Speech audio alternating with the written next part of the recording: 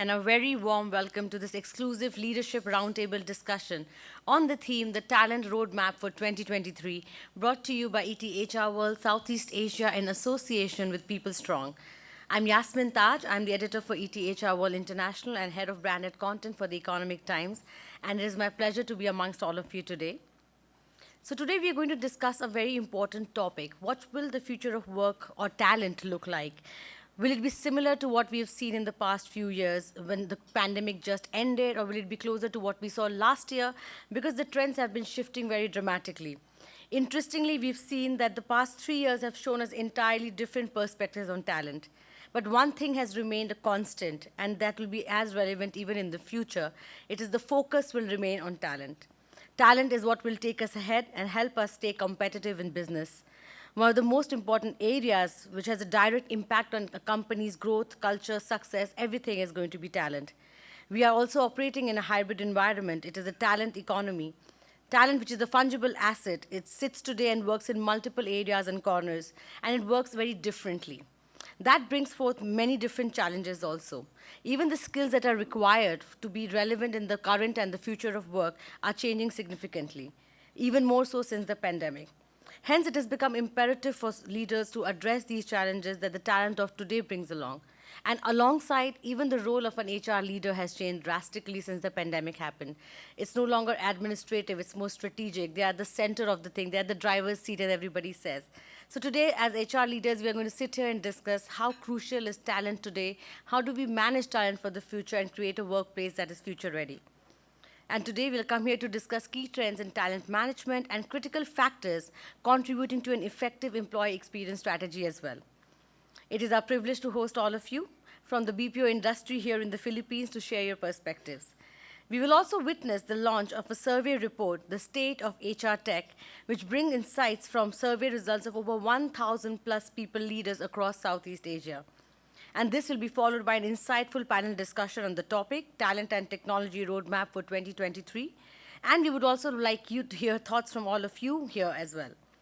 We will then wrap up today's session with the launch of another survey, the Talent Management Future Outlook Survey, which is being done by PeopleStrong yet again. Before we kickstart this session, I'll just request for a quick round of introductions among the room. I know we've met each other, spoken to each other already, but just a formal introduction where I'll pass on the mic to everyone, and you can just tell us your name, your company name, your designation, and maybe one short line on what is your key expectation from today's session that you're attending today. So let's start with that, and then we move on to the next session. So I'll request my team to hand over the mic from here. All right, good morning, everyone. So I'm very fortunate. I'm seated here, so I'm the first to talk about talent management or talent summit. So I'm JC Valdepeña, Senior HR Director at Teleperformance.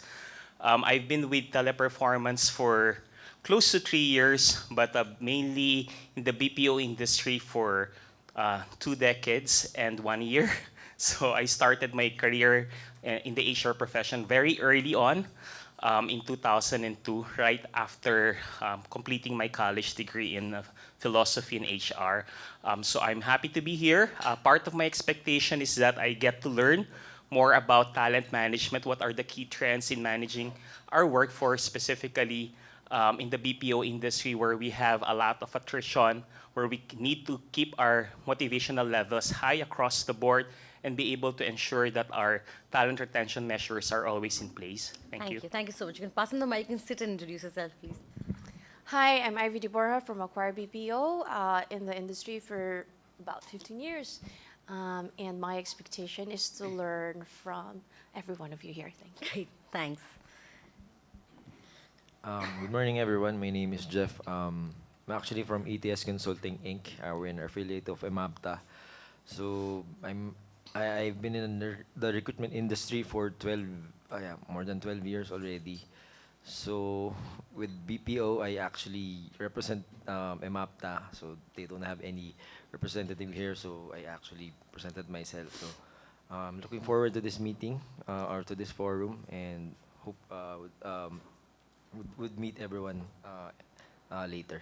Thank you. Thanks, Jeff. Yes. Hello, everyone. I'm Veron Estrella. I'm the HR Director of Entity Philippines. I've been in the BPO industry. Well, Entity is still in the, not BPO per se, but I've been in the BPO industry for about 15 years. My expectation is really learn, really just take in, and then share with everyone. Lovely. Thank you. Thank you. Hi everyone, I'm Linda Wang, so I'm from China.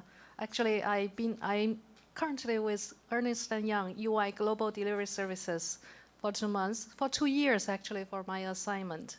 I've been working with UI GDS in China since last 8 years. Before that, I've been in TCS, Genpact, so 20 more years in the industry. Very excited to be here and so glad to be here to learn from all of us and hear from our experts. Thank you. Thank you. Thank you, Linda. Here, sorry. I'm so sorry. It's okay, Linda. We were just speaking earlier. Now, Marvin from Teleperformance, fresh graduate, also from HR. I want to learn more about the survey today, and I was also here for the breakfast. Very good Okay, food. lovely. Thank you. I like that. Thank you, Marvin. My name is Kiran. I'm part of the co-founding team of PeopleStrong. I'm here to learn with all of you. I think we have a great opportunity in front of us because I think the face of HR is kind of changing from being HR to be a true business partner. And what is it that we can do together, learn more from each other, is what I'm looking forward Absolutely. to. Thank you. Thank you, Kiran. Thank you. Good morning, everyone. I'm Annalie Ventura from Point West Innovations. It's an IT BPO company operating already for 20 years now. So we just celebrated our 20-year anniversary. My expectation for today, I really would like to get an affirmation that I'm not alone experiencing all the attrition and the engagement problems and the like. So at least, and with a free breakfast, of course, thank you very much for that. At least with now knowing that I am with some HR people experiencing the same, I'm already okay. Great. Good morning. I'm Giselle De Guzman. I'm the Chief HR Officer of Direct Sourcing Solutions. It's an IT BPO company based in Clark, Pampanga. So I left home at 5:30 in the morning to be with all of you. Thank you very much. Well, the expectations, coming from an IT BPO company, as mentioned by so many, is the attrition, how we can manage the attrition. And I also would like to have insights on, the situation in the US with so many layoffs by the Yes. thousands, how this will affect us. As we all know, when the US economy sneezes, the whole world catches the flu. Yeah. So we know that it will impact us. I think it's just a matter of months wherein we would feel the impact. So I hope we could have some insights regarding that. And I really enjoyed the breakfast, and I hope to have some interaction with all of you. Thank you. Thanks, Giselle. Thank you. Hi everyone. I think I'm the youngest here in the room.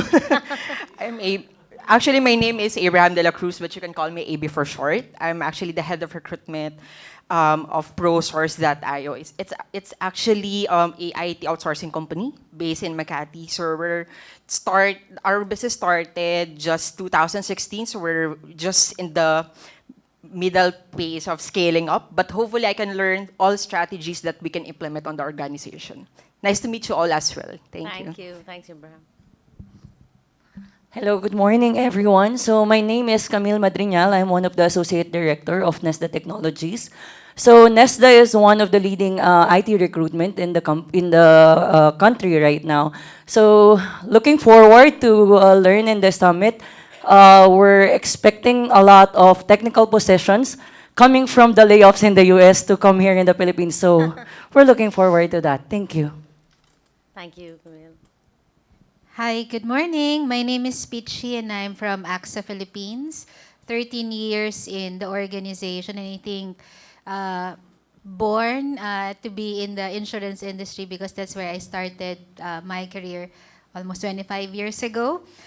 I heard Annalise say to feel okay, and actually that's the same objective I have, to normalize the conversation around maybe our issues as HR practitioners, and definitely to partner. I was telling AB earlier how communities of practice have worked so much in my organization, and I hope to do the same today. Thank Great. you. Thanks, Peachy. Eric. Good morning, Eric Riago de Dios. I'm happy to be here. Actually, I wanted to leverage on all of our knowledge, so because no one person is better than the collective brilliance of this team. What an introduction. So, good morning, everyone. My name is Zanette. I am from the Aboitiz Group, assigned in Aboitiz Land. I am the VP for Corporate Services, which would mean that I handle HR, admin, IT, risk, security, and safety. So I'm right now, so today I'll be wearing my HR hat, and I am looking forward to be sharing best practices with y'all and to learn from your best practices as well so that we can learn from each other. All right. Hi, everyone. Good morning. My name is Chester Caras. You can all call me Chester. I'm from MDI Novare. We are a local IT company that's been in the industry for 35 years. We're just not just so popular. But I'm here because I'm very interested to know about the talent insights, especially with everything that has happened due to the pandemic, and also for the free breakfast. Thank you so much. And by the way, I'm the head of talent management of MDI Novare. Thank you. Good morning, everyone. I'm Alex Ustaris. I'm the chairman of CXE. CXE is a partner of PeopleStrong. I'm joining here with two perspectives, technical as well as HR. I've held various technology roles, and at the same time, I've managed HR as the GM of a couple of shared services outfits. So I hope to share my perspective and at the same time also gain some new insights from the participants here. Thank you. Great, thanks. Thanks, Alex. From the team of CXE here, I think we're there. All right. Good morning to everyone. I'm Vince Oblena, and like Alex, I'm with CXE Technologies.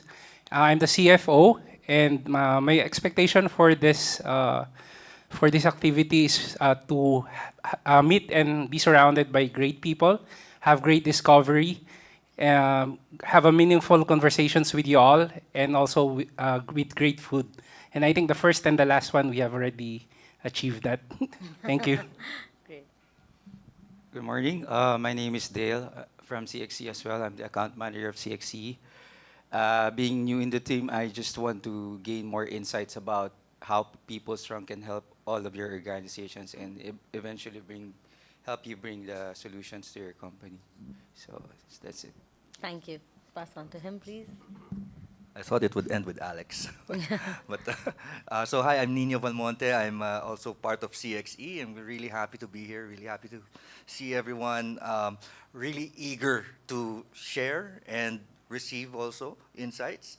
And that is the objective today. You know, we've been in the technology business for quite some time, individually and collectively, and we've built our, I guess, our business and I guess our lives, our professional lives, around helping people achieve what they set out to do, and that is our objective today.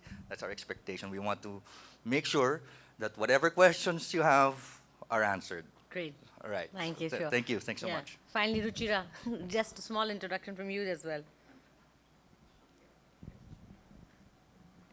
Hi everyone, I'm Ruchira Sharma from PeopleStrong. I have been working here in Philippines in Makati for almost 8 months now. I work for PeopleStrong and have been helping organizations meet their talent-related solutions using technology. And today, we keep hearing about talent-related issues individually with companies. Today, I'm going to learn how comprehensively, it is impacting all of us, and we'll try and create a solution around this. Thank you. Great, thanks. Thank you, everyone. I think it's a pleasure to have people with such varied experiences, youngest, all kinds of experiences joining us today. We're here to learn from each other. As we said, we are here to find some answers, find some solutions. We might not find all the answers, but at least we'll come together here to discuss and try and find some answers. I think that's very important. As we said that on one side of the coin is attrition, the other side is layoffs. Now, what does an HR leader do in a situation like that? Like, very difficult. So thank you so much. I'm looking forward to hearing that. So moving on, it's now time for our first keynote address session. And with that, for that, I'd like to invite Kiran Kumar, who's founding member and chief global markets at PeopleStrong, to take us through the journey of PeopleStrong and also share insights from the State of HR Tech 2023 Philippines edition report. Kiran leads PeopleStrong expansion in high-growth markets, ensuring profitable growth in alignment with the company's business strategy. Under his leadership, PeopleStrong has grown to become the fastest-growing HR SaaS company across Asia-Pacific. He's the proud recipient of PeopleStrong's highest honor, the Purple Crown, for creating organizational impact by leading their sales warriors from the front.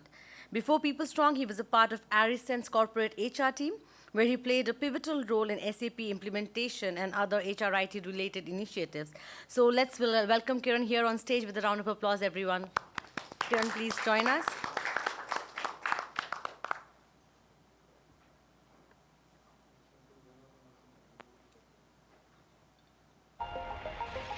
We are an unstoppable force.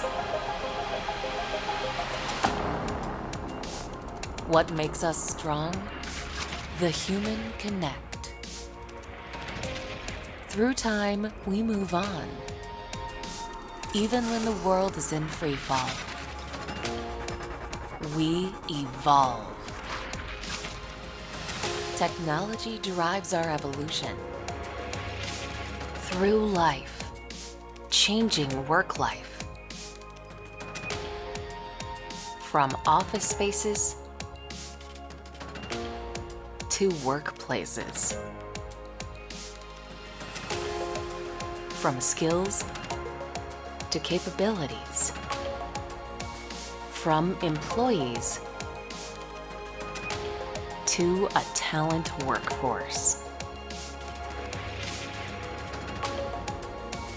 From an endless loop to a full circle. And that is who we are. We bring your people together across locations, cultures, boundaries. To find joy through your experiences, to find meaning, your purpose. And as you evolve, so do we. We see the future through your eyes, and we bring it to life now. We are your momentum, your liftoff. We are your evolution. We are PeopleStrong.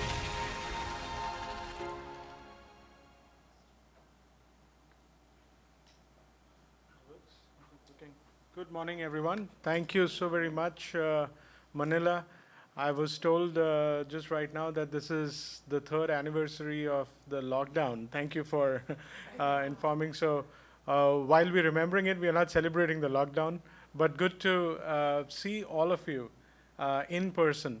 I'm tired of doing Zoom calls and talking endlessly and assuming and thinking that people on the other side are trying to understand something. I think this would be far more interactive. We will get into the interactive part of the discussion in a bit. I will not take more than 10 minutes to give a quick introduction about who we are, what we do, where we come from. So that's what my next 10 minutes are. Just let me see if I can move the presentation. Okay, cool. So thank you so very much. So I'm the co-founder of PeopleStrong. It's one of the largest HR tech platforms that got started back in 2006.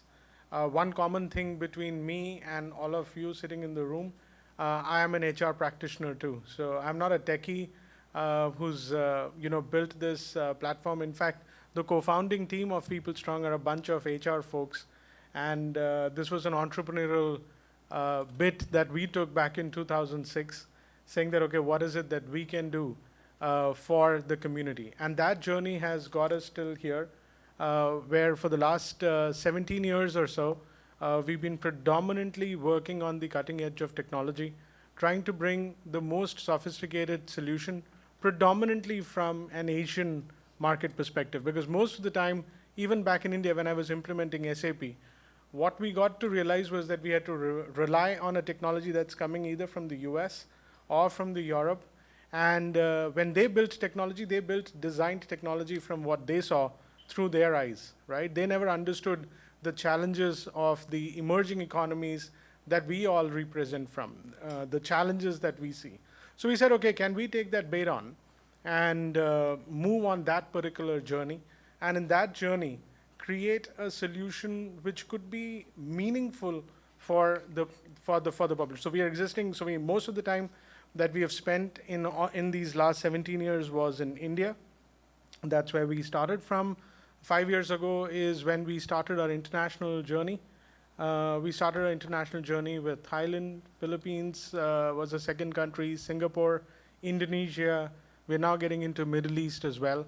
So we're predominantly trying to address the emerging economies. We call ourselves comprehensive, new age, and SASE, where we have the end-to-end product portfolio. So it's a mobile-first technology that we have built for people, which addresses all these end-to-end requirements from workforce, payroll, talent OS.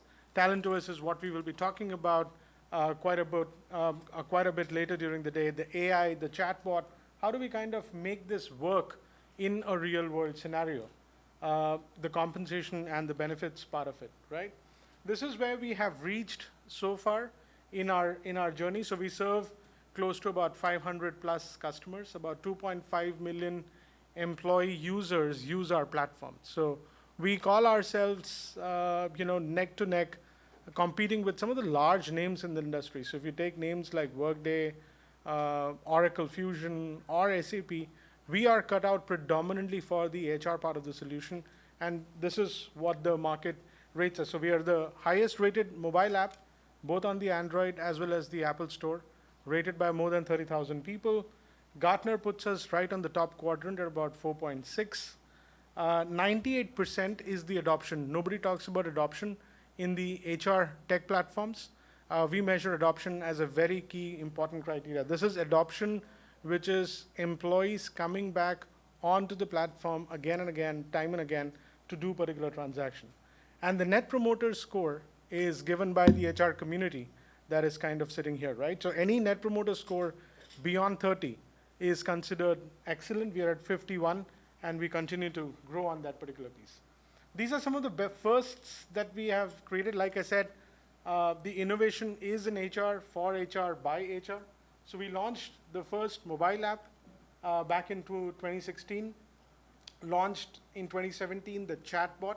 So how can chatbot predominantly take away the first line of transactional services for the HR teams, and how can we really take that to the next level is what we did.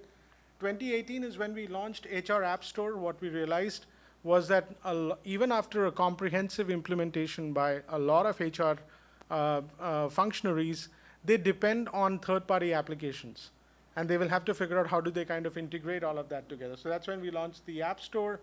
What we realized was collaboration was a very important platform while we went on the way. So most of the places when we spoke, we realized an email ID is expensive than the average cost that has been given to employees. So company employees who were in insurance, employees who were in retail, frontline staffs, they did not have email IDs. There was no way of collaborating with them, right? So we created our own collaboration platform as well. We'll show that to you in a bit. PaaS as a platform, which is platform as a service, multi-country payroll. Then we went on building the talent operating system, and that's what we will talk about, on what exactly can be more done. And finally, we had the Philippines launch that we did last year. We officially have a name. PeopleStrong Philippines is an official name. We have an office, we have an entity, and we have a full-fledged presence here. This is our journey in Philippines so far. So we entered into the country in 2020. We have about 30,000 users who use our platform as we speak daily. About 10 odd customers. We process close to about $4 million USD worth salaries here. These are some of the large logos that we kind of work. We extensively work with the Ayala entities as well. And these are some of the great names that we have been very proud to associate with. Our channel partners, CXE, the team here, which is really sponsoring this event. We work with Ayala's partner as well, called APSI. These are some of our other integrated partners that we work in this particular country. And the idea is to create a comprehensive solution to the market. This is a name that I'm really proud of, and one of your fellow members in the BPO community. Inspiro is one of our flagship implementation that we have done in the country, where we work with close to about 17,000 employees across the platform. And we've been able to create one unified solution focusing predominantly on digitization, mobility, engagement, and experience. So the end-to-end part. So they use just one platform for all their 17,000 employees. This was the first implementation that we had kind of rolled out, and it's completely on cloud. These are some of the data points that we kind of address. So about 92,000 candidates that were created, about 1,000 courses that runs almost every day, 2,000 hires every month. So that's a great implementation. So we'll talk more about that. Of course, you will see about that in our website as well. These are some of the large names. Why am I pointing this out is that we are designed for a mid to large company experience. So any organization which is about 1,000, 2,000 plus, and most of you people sitting here are representing that, they have a complexity of a use case. They have a complexity of a business use case, and they have a complexity of managing their talent in a particular way. So if you look at these, these are some of the big names like True, which is the largest telecom company based out of Thailand. Tata's you would have heard about, Biocon, Fly Dubai, CL. These are some of the large names that we kind of work. So that's a quick note of my introduction. I can go on and on. I will not bore you to death on that particular topic. I wanted to quickly quickly discuss about the state of the HR Tech 2023 survey as well. So while we were in the thicks of the pandemic, we were not able to reach out to people, right? And we were not able to really understand what exactly is kind of going behind the scenes, how is the kind of things evolving. So we went about doing a very detailed deep dive survey. By the way, you'll be very surprised to know that there is no detailed survey that happens at the Asia Pacific level. Most of the surveys that you see, Gartner or Forrester or whatever the research that they do predominantly happens in the developed economies, right? So, and India as well was kind of left out. So we did this, about 1,000 HR heads participated in this. It is a study that is still continuing in its journey, but we picked out some key points. I think there is a QR code in each of your table. You can use that QR code to really download this detailed report. I just want to talk about 3 important, very interesting aspects that I was able to understand from this survey, right? And this is about Philippines, right? What we were able to really understand, right? So Philippines is at a very interesting inflection point. From the survey, we were able to understand that about 30% of the organizations, so that's about 1/3 of the organizations, have a fully enabled HR Tech platform, and they and the others, are only about 11% of the HR leaders who were currently absolutely satisfied with what that technology platform was able to deliver for them, right? So this is the technology penetration that we have seen function-wise. So if you look at, if you look at HR operations, it's been right on the top. Performance management, trying to catch the trend, communication collaborations, and all the other parts of it, right? So while the maturity of HR technology in Philippines, by the way, I'm happy to share, is kind of higher than the rest of the other peers in the country, like Thailand and Indonesia, but there is a lot that needs to be done to do a catch-up, right?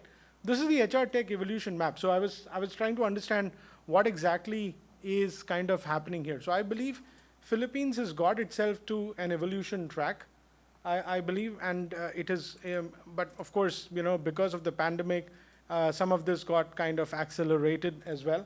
But this is the evolution that we are seeing elsewhere as well, right?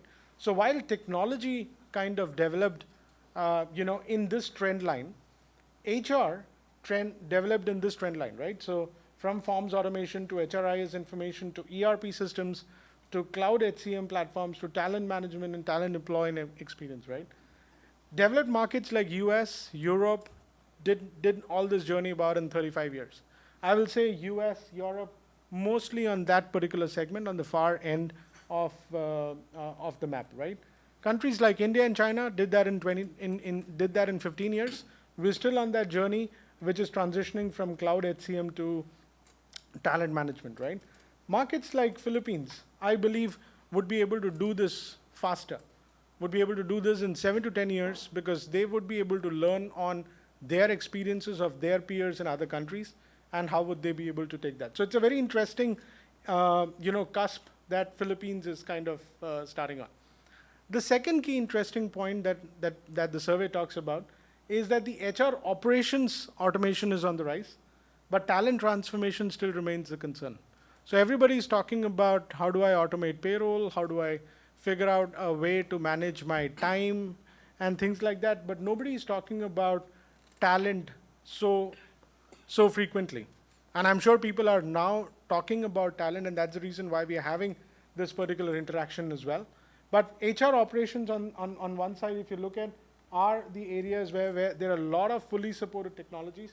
But if you see the area that has been highlighted in red, those are the areas where technology is a very big problem. Automation as a concept is a problem as well.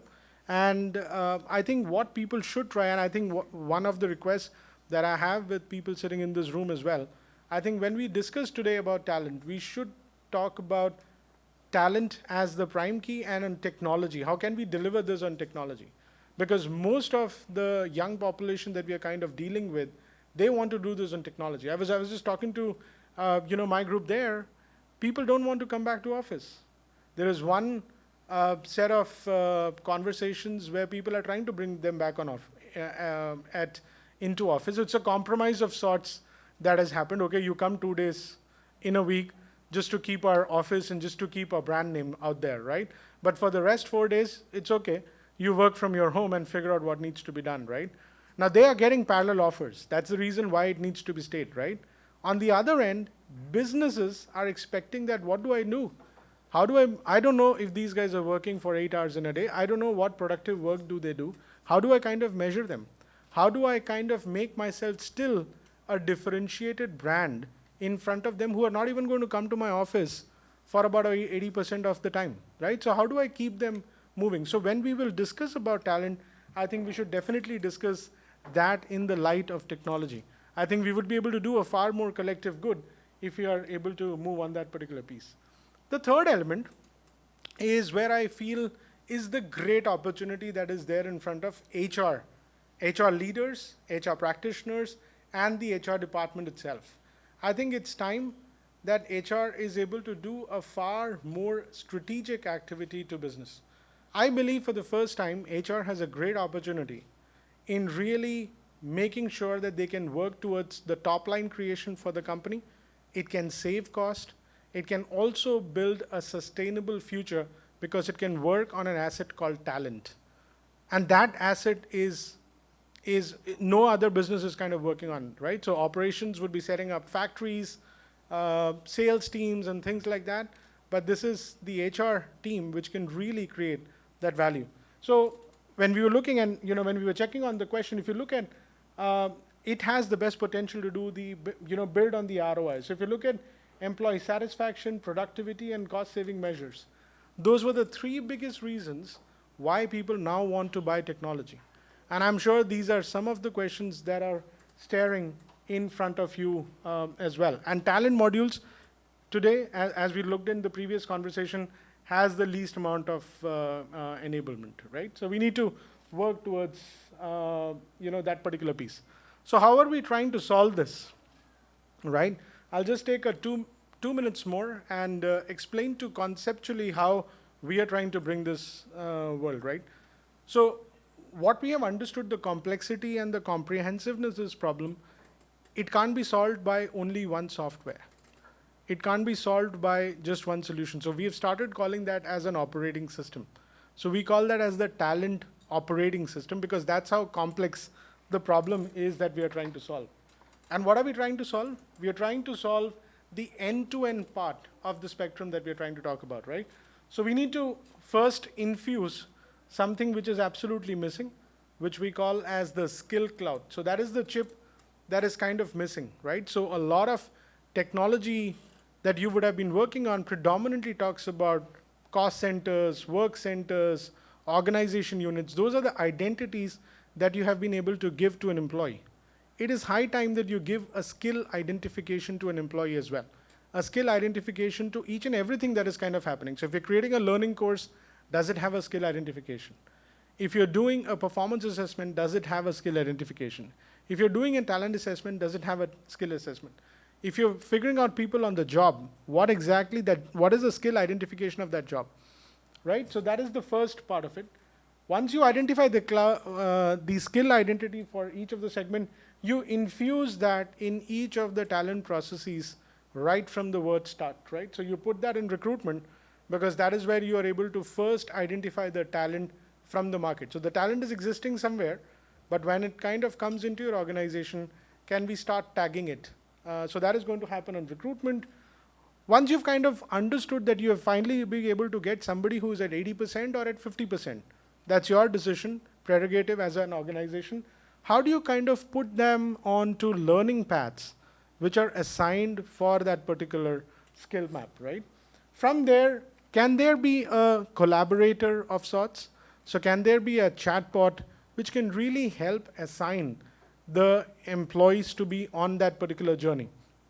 So it's like my Netflix assistant or my, how do I say, my instructor assistant who's going to constantly tell me that, hey, I think in your group, all others have completed this course. Why don't you finish yours too? Otherwise, you'll be lagging behind, right? So that's what a chatbot will do predominantly in keeping the people on that particular journey. Of course, then you have performance, compensation, and benefit. So that is the most least talked about subject in the room when it comes to about talent, right? Everybody is expecting you to save cost. That is the reason attritions are increasing, layoffs are happening. But from a decision to know that the costs are high and what needs to be solved, it takes about 3 to 4 months. Why? Because you're dealing with about 25, 30 odd complex worksheets, which runs into gigabytes. And you're trying to figure out, okay, who do we kind of, so that's where compensation and benefits comes into play. What's it in for the employees? So what is their succession plans, career pathing? So that's the second one, the whole analytics and the collaboration part of it. So this, ladies and gentlemen, is what we call as the talent operating system. It has started gaining significant momentum in many places, even in Philippines as well. It has to be looked in that particular entirety. And these are the 3 broad things that it is able to address. So it's able to identify skills that are needed to win in organizations. It's aligning, driving strategic execution and rigor, and really unlocking business potential and growth potential for companies, right? So this is just a quick backdrop on which these are multiple facets that we can bring onto the table when we will talk about today's discussion on talent. I hope you found this good enough. I will not go this beyond. Thank you so very much. There's a quick video coming up, and you can use this QR code right after this video or on the note that is there on your table to download this report. Thank you. Thank you so much.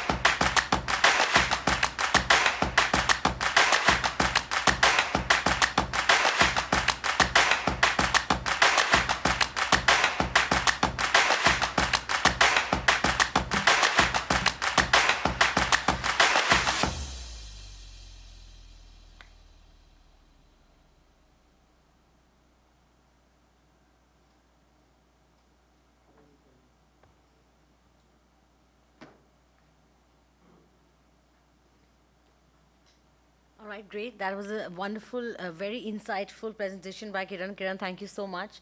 You can download this report. They have some hard copies on your table also if you just like to scan through it. But very interesting insights coming out, of, especially from the Southeast Asia region, how important it is for talent and technology to come together when you're looking at transforming your workplace.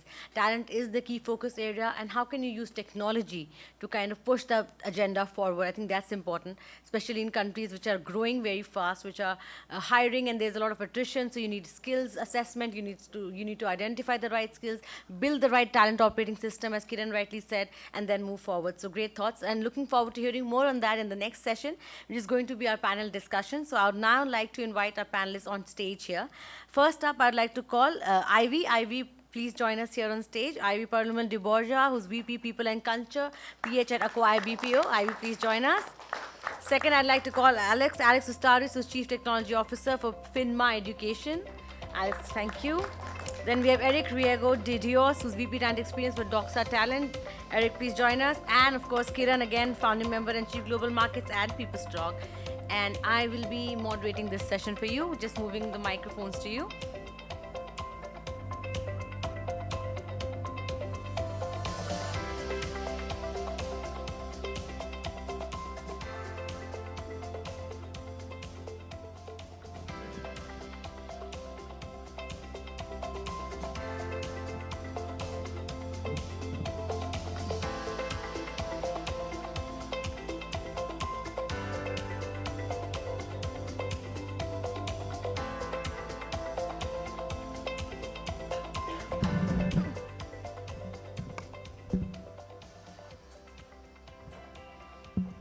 All right, I hope my panelists are all comfortable and ready to go.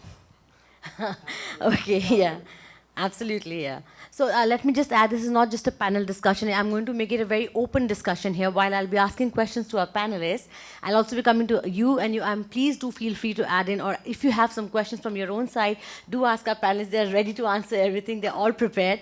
But participate as much as you can through every question. Once I'm done with my panel, I'll come to you. So please do raise your hand. I'll pass on the microphone to you, and we'd love to hear everyone's view here in the room.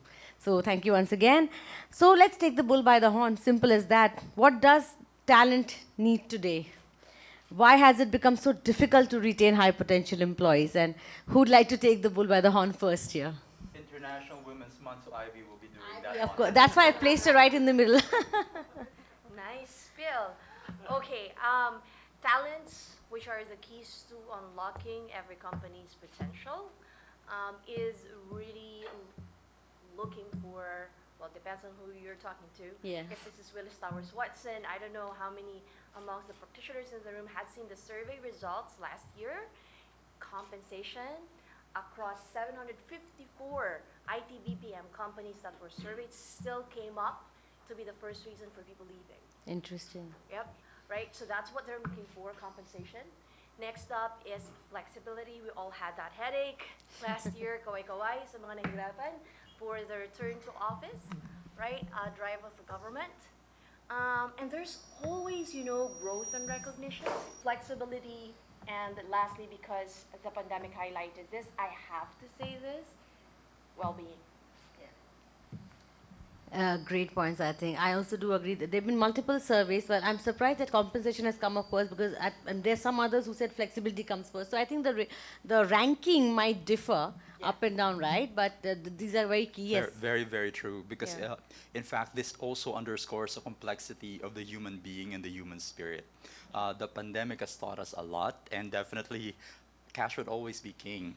But however, this 2 years had brought us a lot of deep thinking and deep introspection. Some people actually would quit and just to see a better purpose for their lives. Yes. At the same time, there is also the need for flexibility. And now we're talking about the audience of one. And what do we mean about the audience of one? Now your training, now your one-on-one would have to be customized for that particular person, because no one size fits all.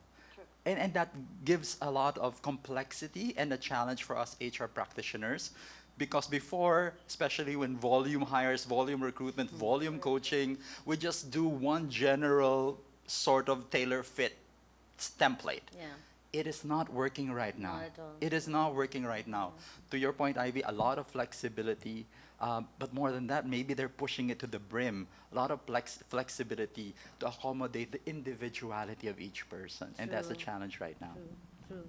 Yes, please. Yeah, I'd like to dove point on flexibility.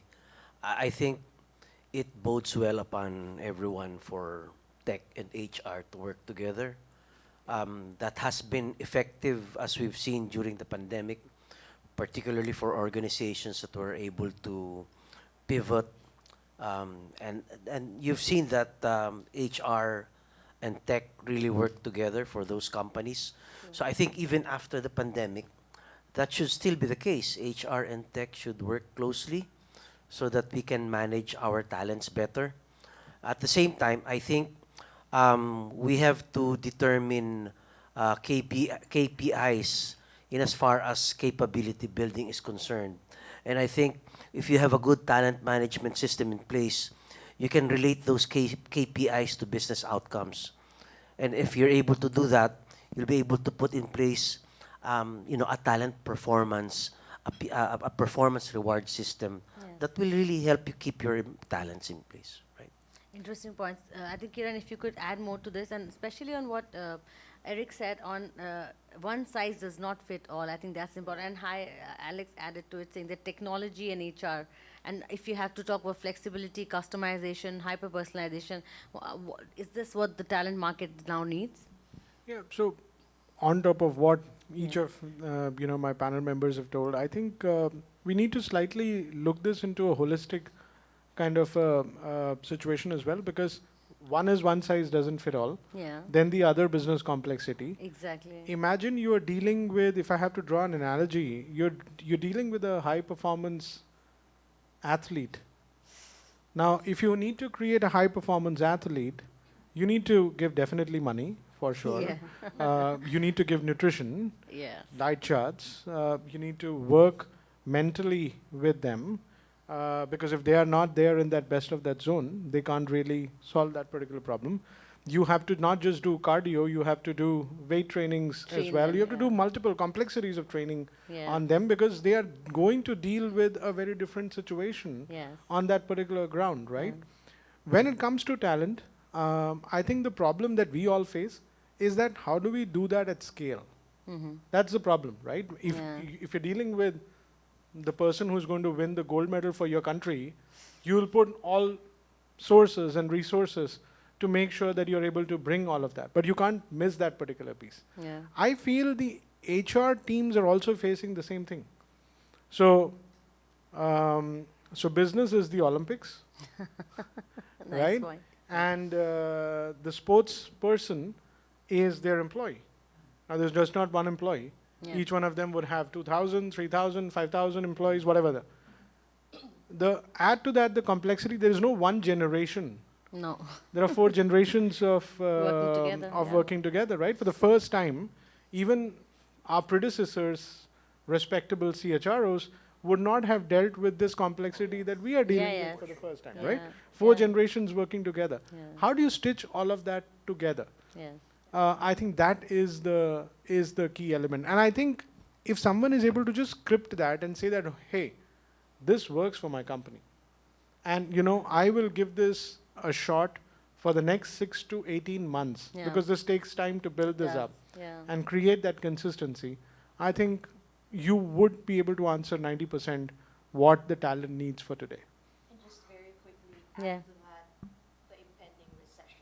Exactly. The pressure coming Yeah. from the board, right, the business owners, on how to make this all cost effective. Yeah, cost effective. So while you're looking at one side on hyper personalizing experiences, looking at needs of each generation, each employee, and trying to figure out what works, as you said, have the best combination of everything, the palette ready for them to perform their best.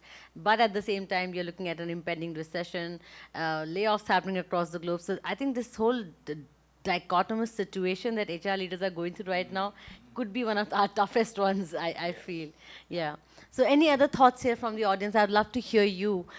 What do you think, like, do you agree to the thoughts put together by a panel?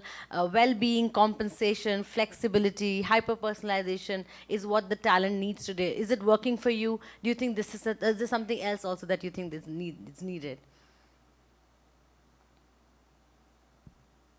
Everyone agrees, then raise a hand. Yeah, you'd like to add something, please. Well, if you're going to listen to all resigning employees, they will say different thing. It's always, I would still say it's really compensation that's driving the resignation. There are also people who would want to have a career shift. Maybe they're bored with what they're doing, and there are also those who just, who just want. Well, we have 2 resignations. They're very good employees, very good software developers. They resign because they had to take care of their babies. So it's like there are a lot of factors, but there really is, I would say, a pressure also from their families. And I said, I know where you're coming from because I was in that situation 20 years ago. But I would also add that, and I heard it from one of the international conferences that I attended, I think it was sponsored by ETHR, wherein compensation and benefits can no longer be treated as, straight-jacket thing, wherein you should be looking at the individual, so it's more individualistic and customized. So let's say this highly talented candidate would want more compensation versus another candidate who would want more maybe medical coverage, or maybe one would want relocation. So you can't be treating like all managers should have the same level of compensation. So that's what they're saying. So it should be treated, okay, what do you want? What works for you? How about you? So because we used to have like salary levels, right? Okay, for managers, it's the entry level, and then mid, then so on and so forth. But what they're saying right now is it doesn't work that way anymore because, it's very varied. Plus, I would also say the power shift, wherein the power is now with the employees. It's no longer with the employers. So it's a very different scenario right now, wherein it used to be the employer would dictate, this is what we want, these are the policies, but now the employees would come to you, this is what I want. And you can't do anything about it and just follow because you wanted to keep them. Yeah. So that I think that's a situation where we are all in. And then at the same time, we've been hiring and hiring and hiring. Just like in the US, they said they hired too much, too many people, and then all of a sudden they had to lay off by the thousands. So it's like, where do we stop? Have we reached the plateau? And then all of a sudden it's drastic downturn. So yeah, it's very difficult. Very complex situation. I think great points there. Yes, yes.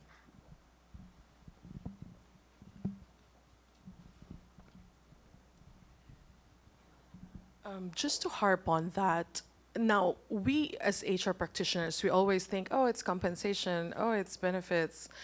But I think, and harping on that, it's really, that's not the root cause. Because as we said, we're individualistic, right? Each person has a different needs. But the question is, how come we hear it at the end of it, when they're fed up? I feel it's because our leaders are not equipped to have this kind of discussion. They don't know how to deal with it. And it goes to HR at the tail end when it's too late. And we cannot be the only one responsible for it. So I think the root cause, the why, is that we need to teach our leaders how to deal with these conversations. They need to be an extension of HR. They need to be the ones who, and that's why people are leaving. You say that one needs more time with their family. How come the leader doesn't know that? Why can the leader adjust the time? One says, oh, it's compensation. Why didn't the leader know that, hey, this is the amount that this person is looking for? Ergo, talk to HR and deal with how can we bridge the gap.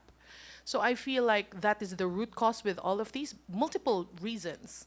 But leaders, per se, are the ones who can make a difference. It's always the manager. They don't say, oh, it's because my leader I don't like my leader. But in reality, it's because your leader didn't do enough work to retain you. It cannot just be HR's responsibility. I think that's an interesting point here that, how involved are we as managers and leaders in what is it that is working for people based on their individual needs, as you said, great compensation, benefits. How often are you listening? I think one very core point that has come out these days is about the employee voice. While it is an employee-driven market, how well are you in the context of listening to what the employees are looking for is going to be very important. So great points. Thanks to you. Moving on now, my next question to my panel is speed, quality, and cost. Managing the balance in recruitment is becoming a big challenge. So what are some of the best practices that you have deployed or seen to manage this balance effectively? Speed, cost, and quality. Everything put together. Eric, would you like to go first? Yeah. Allies of women. So any ally of All right, women okay. here? But my answer there is we have not actually reached that point. And I don't know whether I just have very high standards because every time that we would deploy, whether that's internally developed or a partnership from an outside vendor, we always feel that there's a need of a bit of tweaking. And the tweaking actually happens. And once the tweaking is done, we need another one because the market has changed and moved.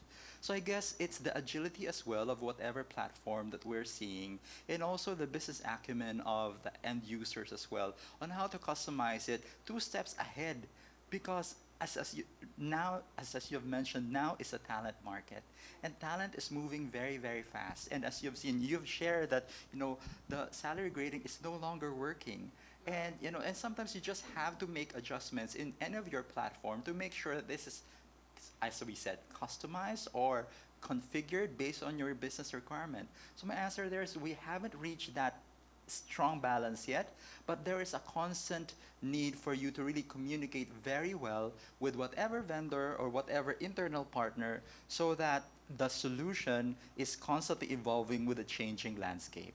And it's a journey, for sure. And we're trying to fine-tune that continuous communication, continuous evolution to reach that point. And in my experience, I haven't reached that point yet. No, that's an honest answer. I think agility is something that you think is required because the moment you take one step, the other step has already changed in front of you. So that's required. So yes, balance is difficult to maintain. Ivy, what are your thoughts on that? Have you been able to get there somehow? We aim always to get there, right? Iteration is key when it comes to technology, that is right.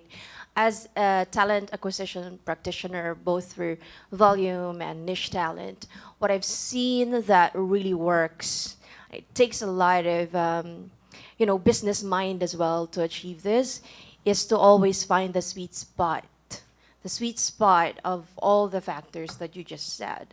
Right? When it comes to getting quality talents, there's always a price attached to it. So make no mistake, I tell my clients, when you say you want good communicators, I need you to define that for me.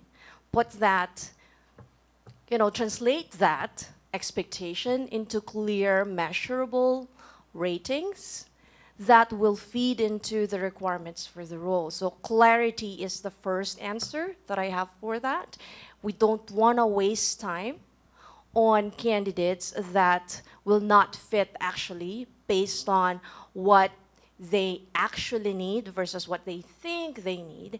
So the HR practitioners or the talent acquisition practitioners also need to act as an expert by way of asking the right questions when calibrating for the requirements to bring in clarity. So then once you already have a clear set of requirements, then you go to the market, right? And here for me, the key is diversity, diverse solutions. It is true that we track our numbers. What are the most effective sources of talents, right? We track how many footfall do we get, how many applications, how many footfall. The industry is very sophisticated this way, right? How many would actually pass for this and that, and how many do you actually retain? Sometimes you even go as far as how many can you develop from a particular source.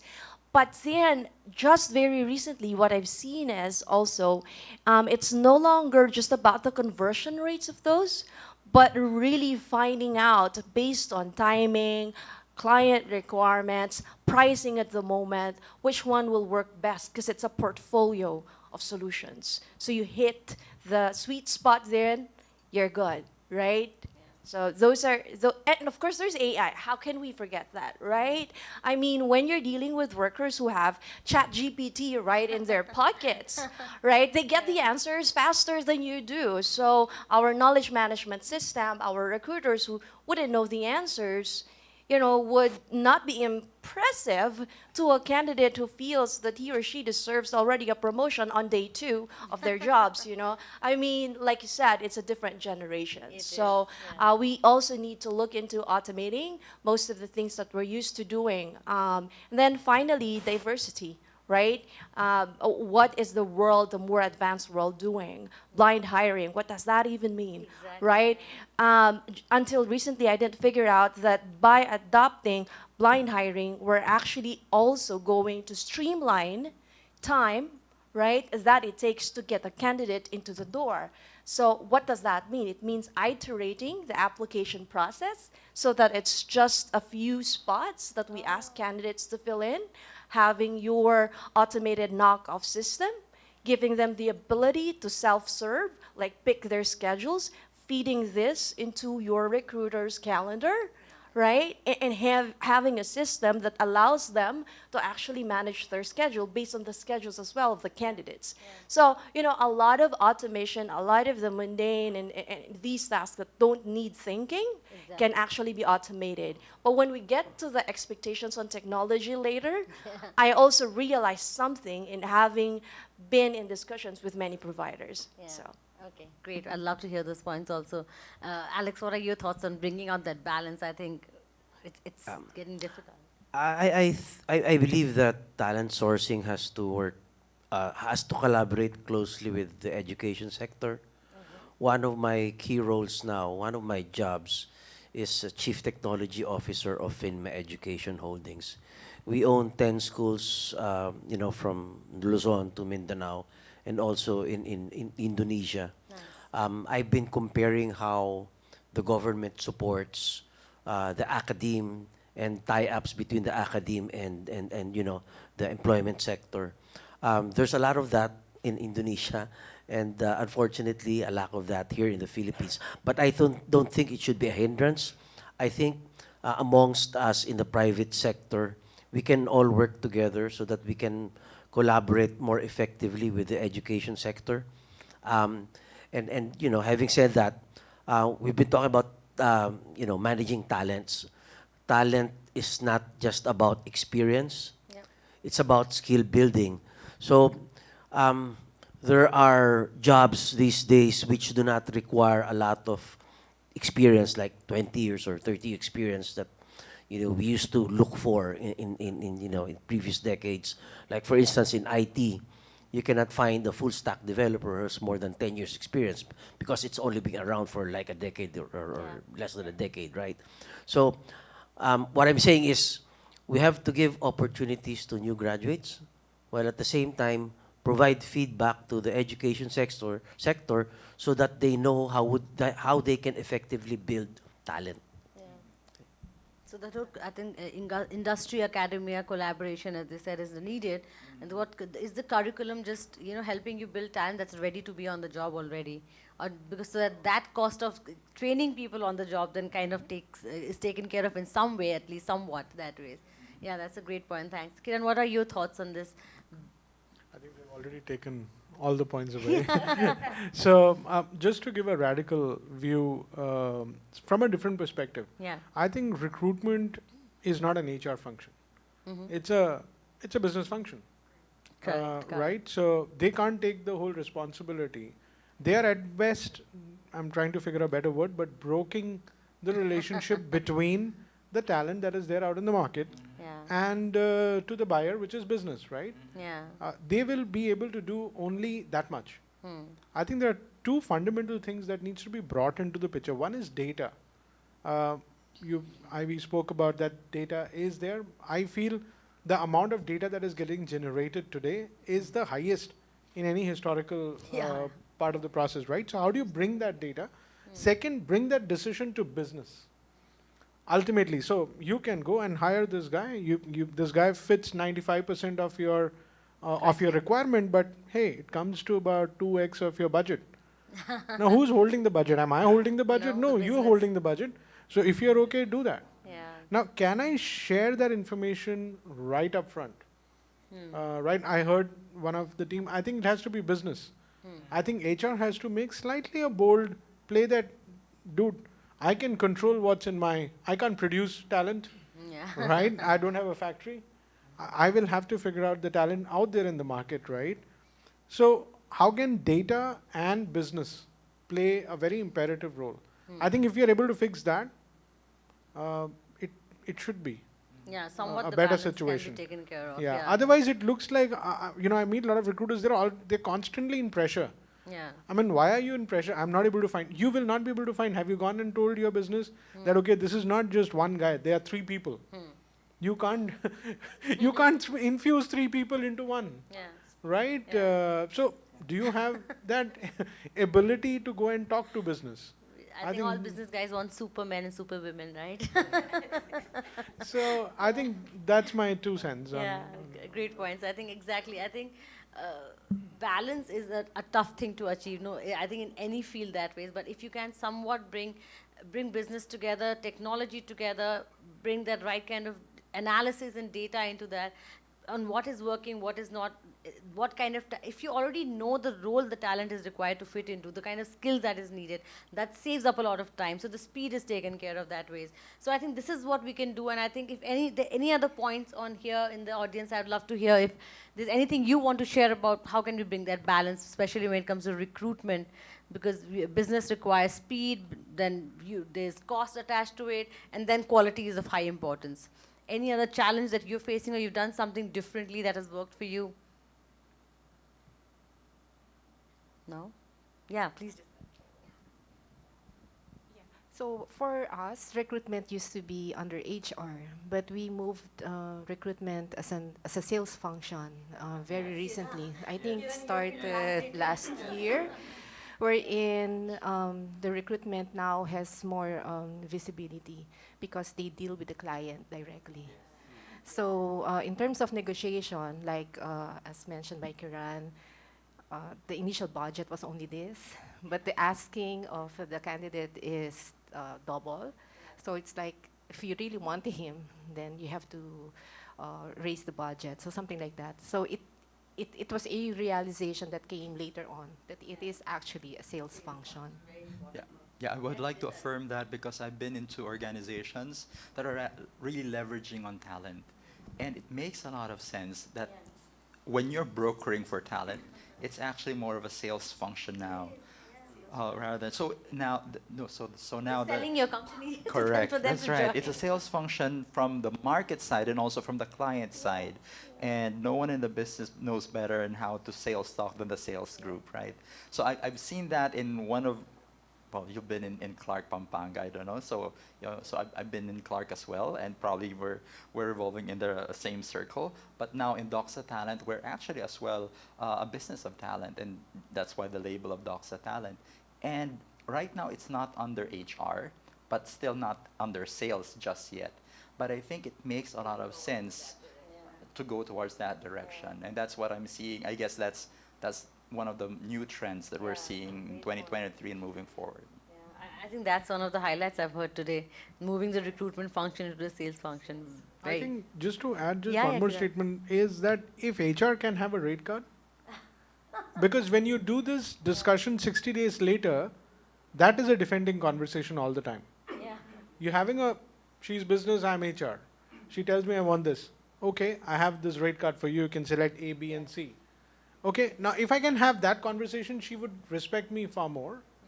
If I do the same discussion 60 days later, she was like, why didn't you tell me this before? I could have raised 3 intents rather than just raising 1 intent.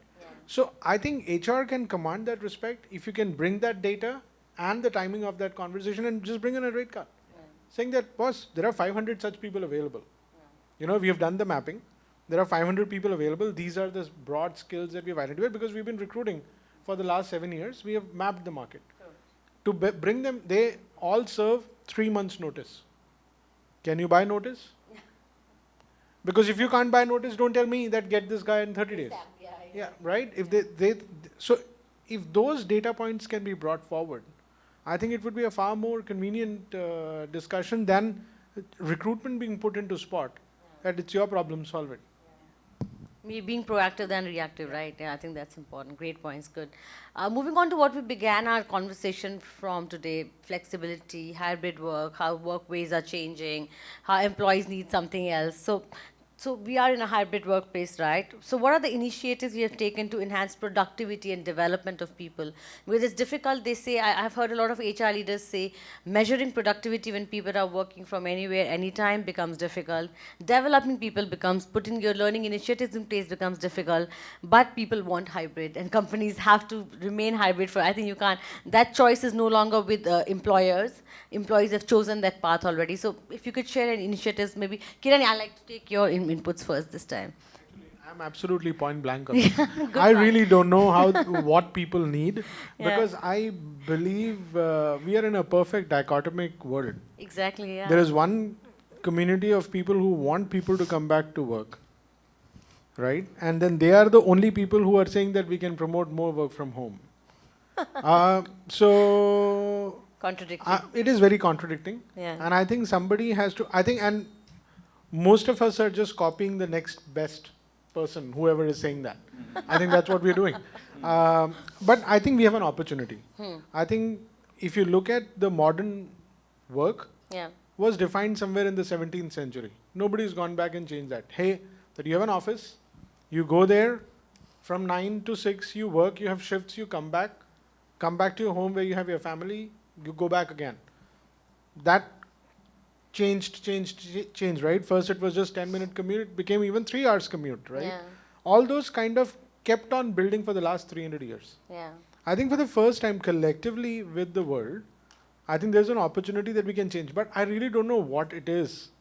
And I really think it is going to be, and I would want this room to share more on that particular piece as well, that what exactly are they hearing? Because I'm sure when the candidate says that, can you get me work from home? Either the candidate doesn't want to work or the candidate is so very rich that it has been taken. If it is not, if the candidate is not rich, they need money. Yeah. So they are either having an alternate job in their Moonlighting. hand. Yeah. They have something in hand, right? So where is this consensus going to reach to? I really don't know. I mean, even in the best of the markets, I mean, Google at one day was giving $200 for people to stay at home. Yeah. And then one day they say that you come to home office on a particular date. And now you have 12,000 people fired. Yeah. I'm like... And Google had announced it will be a forever work from home culture. Forever work from home, right? I was like, really? Yeah. And so a lot of this has got transformed in front of our eyes in the last 3 years. Yeah. So, I mean, I think it's a collective wisdom that will play. But I think people sitting in this room have a very strong responsibility to form and shape some policies that would get built in this country. Yeah, exactly. Especially in the BPO, BPM industry, Yeah. I think. You need people to be in office. Am I correct there? Like most. Yeah, exactly. So and also cybersecurity. So, yeah, because exactly. we're held liable to this thick of contractual requirements. Yeah. And we know that we cannot fully trust a good number of people out there. Meanwhile, you can't, of course, have cameras in there. So what has worked, right? Well, no kidding. There was one company that did that. We will not name the company, right? That installed cameras. Are you serious? I am People's serious. homes? I'm serious, right? But of course, they got the ire of the public for doing that, and you can't do that. There's DPA, and there's lots of things, right? But that's why there's modern technology, like, for example, Time Doctor, right? I'm sure for companies that have been using this kind of technology, right, without really infringing on anyone's rights, you can actually really see where people spend their time on. Yeah. But it is about putting that in with the right thinking, right? I mean, you don't do that to a VP or a director, or you will piss off your director or your VP, right? Because you don't pay by the productivity of that person, you pay for the outcomes, The right? strategy, And so it's really about understanding the cohorts of people in what are the transactions, I'm sorry to say that, Yeah. that they deal with, right? If it's Yeah. transactional, then you would need technology like that. But you know, for a company that implemented that, right, so rapidly and had grown through the pandemic, we've reached our biggest revenue and biggest GP during the pandemic. Wow. Right? When we were all confused and didn't know what to do, but we did what we had to do anyway with the most that we could get. Yeah. Right? Our learning is that I would go back to what our leader from Aboitis here had said. It goes back to the leader. Because if you already have this fancy technology, but if you do not know how to manage the relationship, even if you have rapid chat, it ain't going to work. Yeah. Because, you know, if they feel misunderstood and you actually misunderstand as the leader, then we've got a problem. Yeah. And that's what we've figured out as, you know, the big elephant in the room, which needs to be addressed across the organization. Yeah. Interesting point. I think you spoke about trust. If I could just counter question you on that, because I hear on the overall, experts across the globe talking about trust, building trust at the workplace. But you said that you can't really trust employees also at some point. Oh, you would be naive to say that, yes, I could trust my employees. I mean, our computers get sold, not not acquired, no, but it's a common pain amongst the industry that our computers are sold out there at the Facebook marketplace, carousel, or what have you. They leave and they go. There's a syndicate that operates to do that to BPO companies. So we need to be intelligent. We need to be smart. Yeah, I right? agree. We also need, and that gives me the opportunity because I lead the tower of HR legislation in CCAP. Okay. And this is one of the things that we would really like to do, to work with the Department of Justice to give us a better policy to actually protect the employers from being treated this way by the talent. So much of fraud happening that way. Right. Yeah. But you can't trust them, but you need to be smart. Yeah, And you need exactly. to have the policies and mechanisms in Yes, place. great. Yes, Aaron. The other side of the spectrum is that Doxa Talent, for example, was given birth during the pandemic. Mhm. And the business model of the enterprise really is to operate without any physical infrastructure. So, of course, by registration, we have to put an address at the SEC or Securities and Exchange Commission. Yeah. But we don't go there.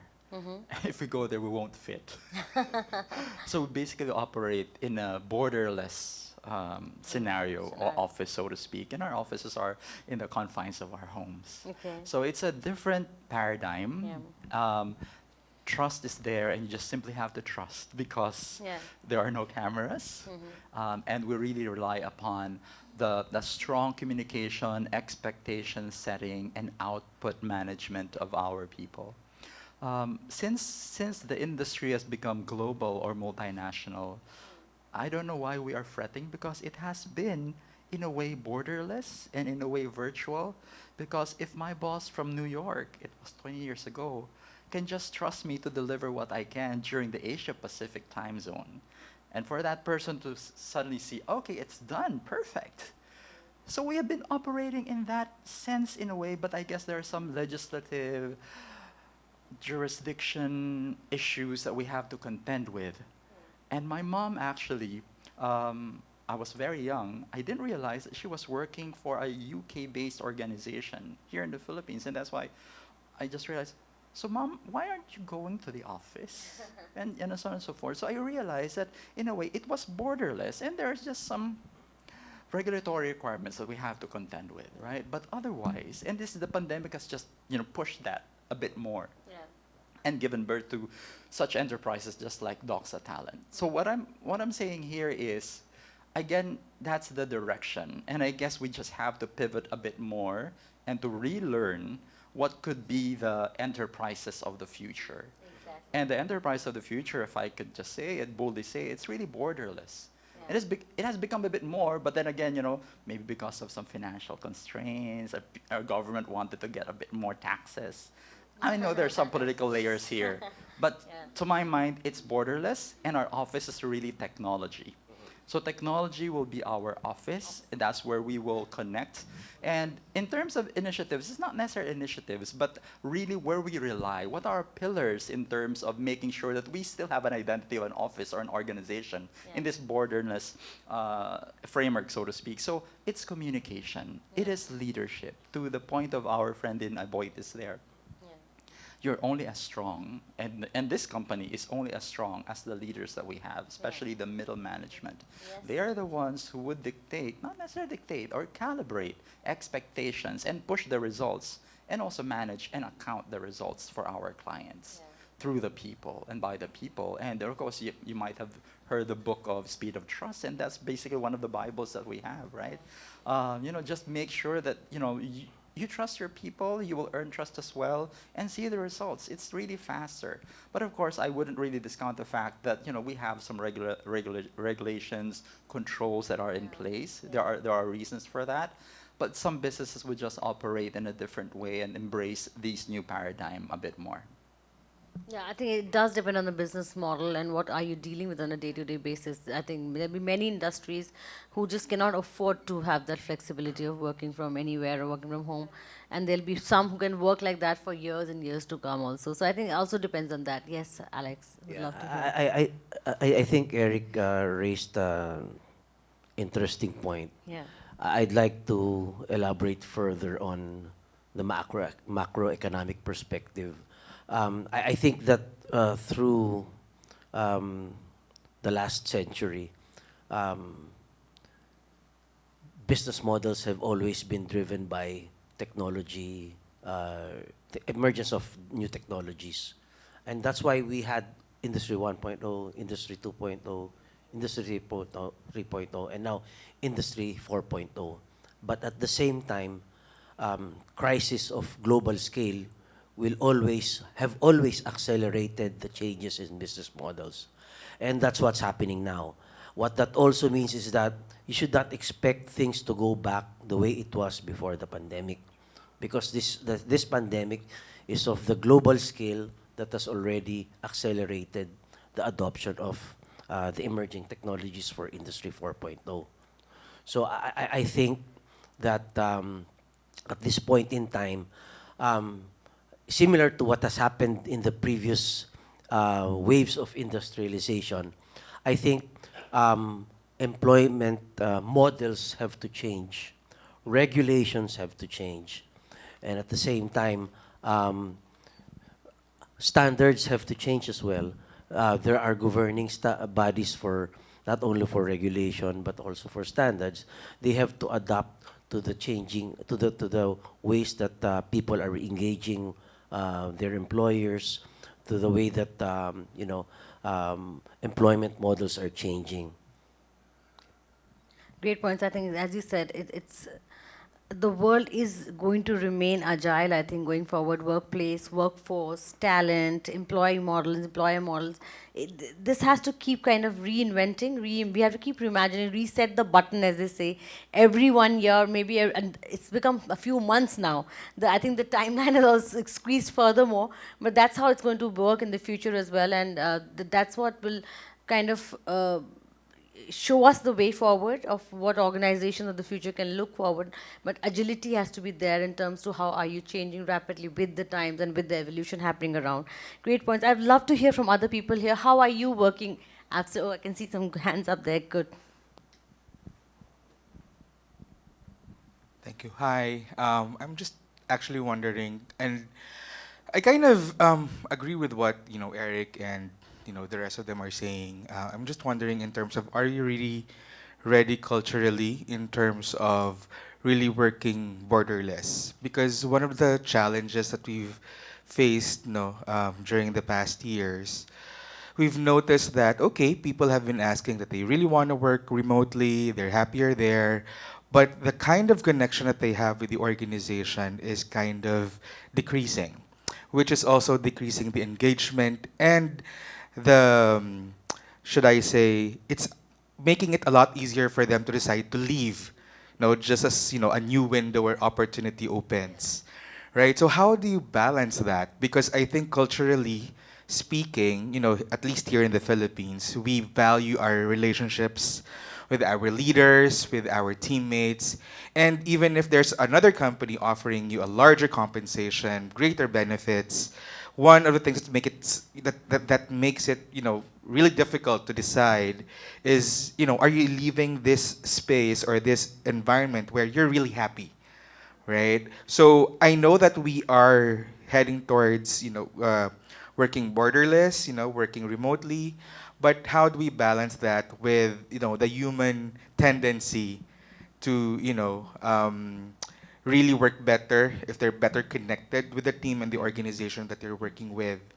Because I think that's one of the reasons why our organization at MDI Navarre is also pushing for RTO. I mean, of course, we are doing hybrid, but that's one of the considerations because better collaboration results from better connection.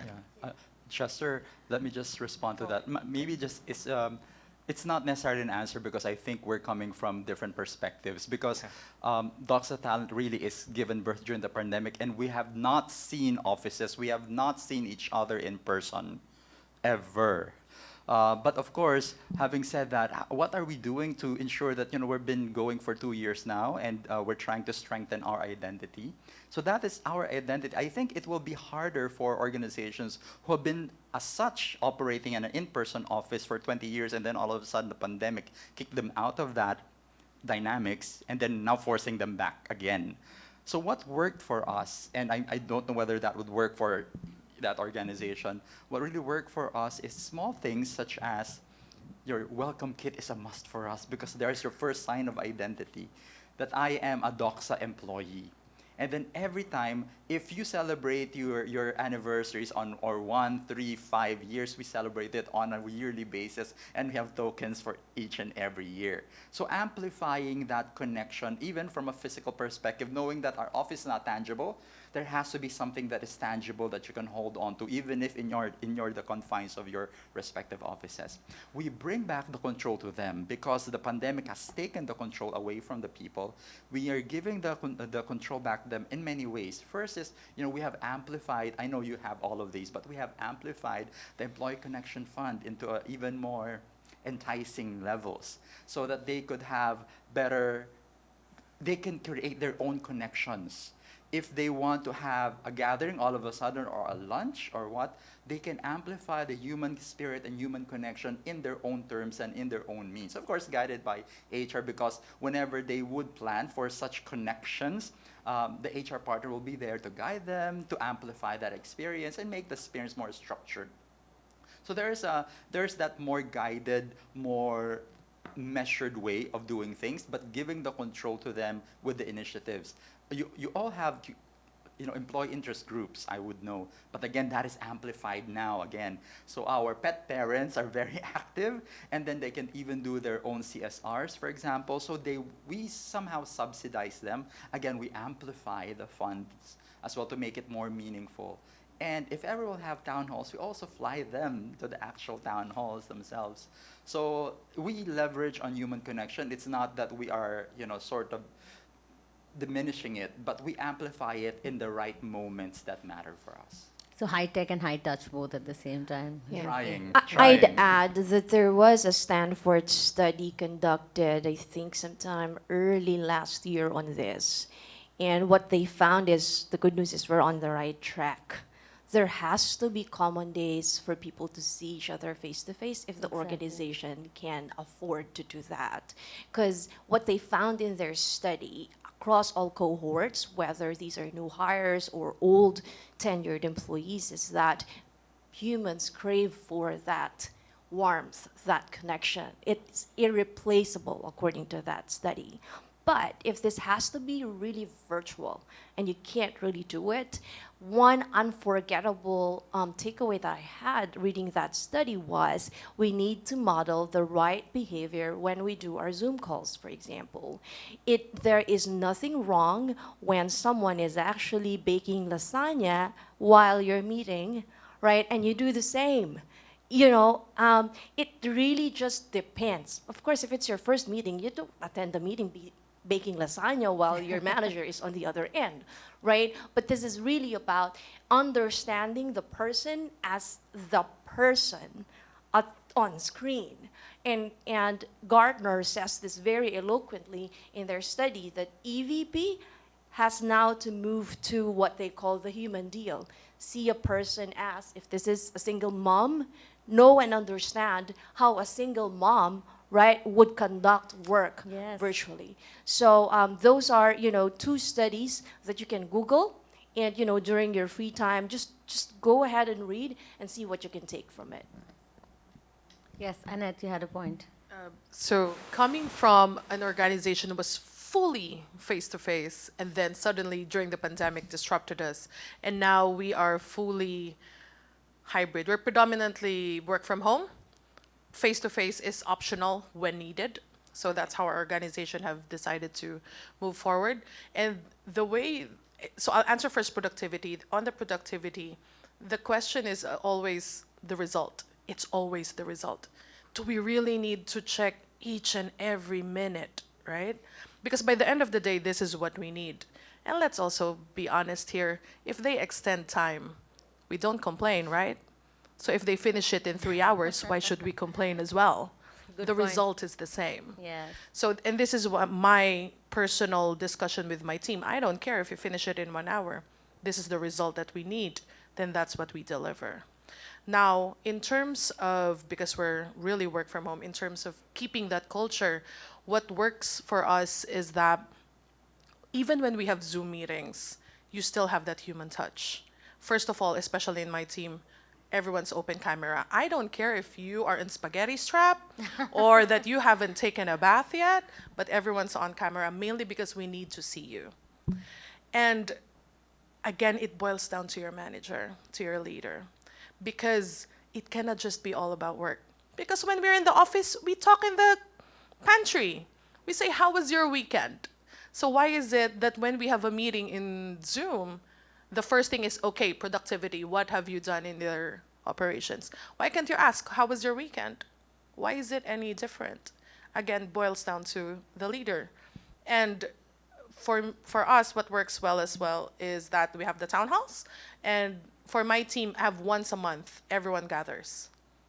And then we have that, and we're not even working. That's 3 hours of just talking, playing games, camaraderie, eating lunch together, that's all. Because it cannot just be all about work. If we need to have that human touch, if we need to have that culture to be intact, then you also experience that culture hybridly. What's so wrong about asking them, hey, you look a little bit off during our meeting, are you okay? It's that human connection, even if it's done virtually, so there. Great point. I think, as we said, that moving towards a hybrid, we have no other choice but to build those connections, right? Whether, because you know that somehow if you're working in a borderless world, you cannot bring people together physically all the time. And that's what the pandemic taught us, that you can actually work from anywhere, anytime. But keeping the human touch alive amongst all of these changes is going to be very important. And that actually brings me to my next question for my panelists here first on, we know that we've reimagined employees as talent and the entire journey, and we call it the talent journey now. How can technology play an important role? We've seen how there are still questions around whether the hybrid world will work, will continue to work. How is technology enable that, and how will it enable that in the future also? How can it help us bring the best out of talent and as well as make business profitable at the same time? So whoever would like to take that up first. I'll do it. I work a lot with our chief technology officer, Great. and the one thing that I'm super passionate about as an HR practitioner needing to implement, well, first of all, think about solutions and implement them, is the user experience. I think it's it's one of the things that as HR practitioners we should always have a good understanding of. Because, for example, if you're putting in a new way of reviewing, for example, I don't know, I'll make an actual example, vetting for the vaccination cards of your employees, which you need to embed in their access card. That's how at least we did it, right? And you need to validate whether they've completed the requirements of the government per the government regulation, of course, which the company will be penalized if we don't implement to a T. It's really understanding if I'm the person validating this and I move my head from left to right, do I accomplish the transaction? Is that a minute? Or do I need to open another application, compare one data against another, right? So then that means, do I need to have two different monitors? But I'm working from home. I have a laptop. I do not have two monitors. So when implementing projects like that, it's about gauging the time. All right, if we do this as is, that is 5 minutes per transaction. If we do it this way, programmer, can you do it this way? I move my head left to right, I'm done, 45 seconds, I accomplish more, right? That is productivity. Imagine that's a real example. We went from 5 minutes to 45 seconds for every transaction, multiplied by 7,800 employees. So it finished really fast because we had access to the programmer. I had a sponsor in my CTO, right? I built that case and said, well, if we can do this faster like this, can you engage your programmer so that I can describe? And we actually iterated before we went live with a design that's fit to the HR practitioner. Because HR practitioners are people too. I mean, let's not forget them. When we implement technologies like this, you talk about adoption, right? People using technology. If it's not right for the users, they're not going to be reinforced in using it. Yeah, great points, yes. Just to add on top of it, I think user experience is very, very understated. When it comes to employee experience, I think the amount of innovation that you're talking about, I think it's rare, that innovation to happen. You compare that innovation with customer experience, I think it's about 1000x the amount of innovation that has happened in that space, right?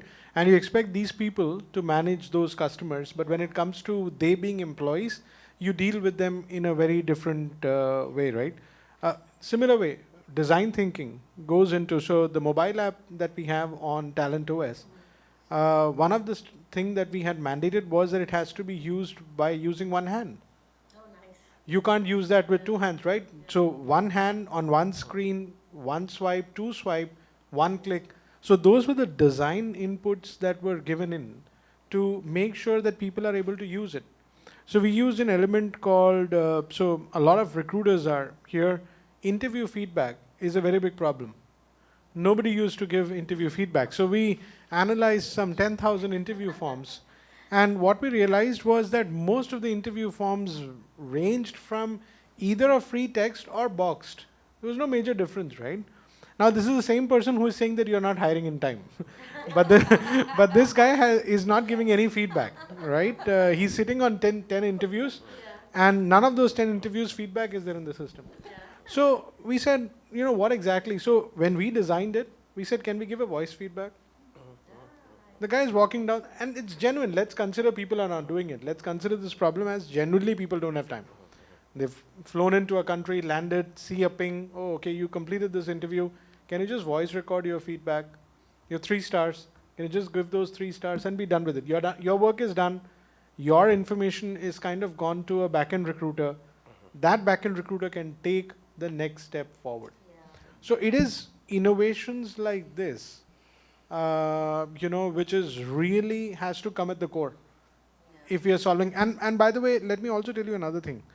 I think we as, I will generally put as Asians, we don't have to really now look at to the West to get that solution. I think there is a lot of innovation happening here. I think a lot of bridges have already been built. There's an equal amount of talent here. We have a very different level of complexity. Like for an example, the average age of Southeast Asia, if you collectively put in a very broad range, would be about 29 years. Now, if somebody is building a technology which is for an average age of 42 years, there is a huge difference between that design thinking and somebody who's doing it for 29 years. the design thinking on first web and first mobile is completely different. Right? So those are real hardcore elements that needs to come in if you have to really work on adoption. Otherwise, everybody will come back and say that, you know, my HR just told me to do something, I'm filling I'm filling the form because somebody's asked me, that's it. Oh, you know what? They're also going to stop the salary. Fill it anyway because, you know, it's going to be a crisis. I think that's the shift that is very much important. Kiran, Sorry. actually, you touched a very good point, and I would agree with Ivy and Kiran essentially that the user experience sorts of accelerates the adoption, but that's just the first phase. Actually, when I was reading early this morning at 4 a.m., Microsoft has launched Copilot, right? So I don't know if you've read about it. No. So it's ChatGPT, we've been the buzz, right? And now ChatGPT injected with a bit more steroids with the Microsoft 365. Now you can actually just say, okay, just so what you can put a prompt there. Kindly summarize all of the decision points that we have done in the last 4 meetings. And then that ChatGPT in Microsoft 365 will actually churn that report. Actually, these are the actions taken, these are not yet done, these are the next steps, and these are the contributors, these are the people who are committed but did not deliver. So it's, to me, it is adoption. The user experience accelerates that. But in the whole scheme of things, how do we make the workforce really agile enough to adopt all of these technological changes? Because if we're not ready, then we are wasting all of these developments. And you know, of course, I'm reserving this for you last, Alex, because you're the technology guy here. But I'm very excited because this is something that, you know, lessens our job. You know, who would need an EA if you already have all of these? And, you know, and we as HR could really elevate our work to the more strategic and visionary levels that we have never been able because we're bogged down by all of the administrative stuff. So I'm just excited that yes, we can fast track the user experience in just 1-2 clicks. But even if in 1-2 clicks, if the mind is really closed in adopting anything, we can only go so far.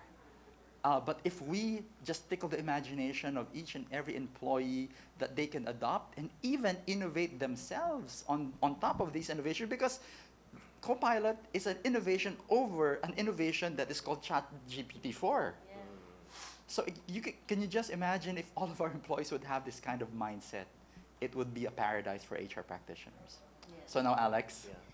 Yeah. Allow me to belabor further on the user experience point. No user experience this time. It's not really about the user or people working for technology, but it's the other way around. Technology should work for people.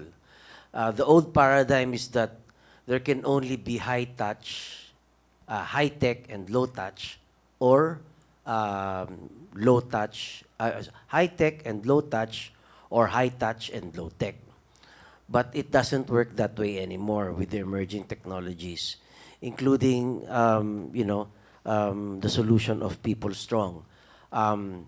There's a lot of high touch while there is high tech, because the focus of emerging technologies is to really make human interactions more engaging, while in the past, technology was all about human to machine interaction. But the emerging technologies that we're now using is all about enhancing human to human interaction. And that has changed. That's what has changed drastically in Industry 4.0.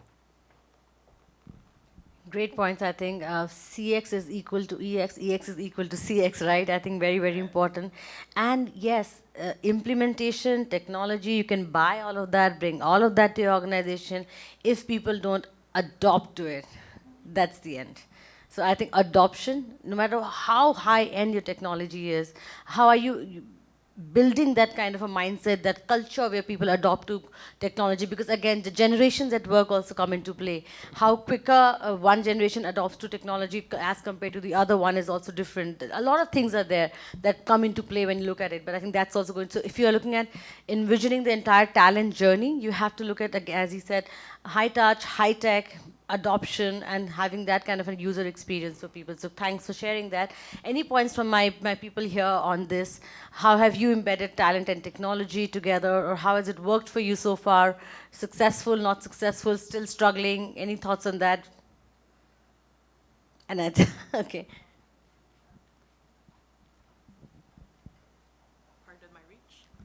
As you can tell, I love to talk.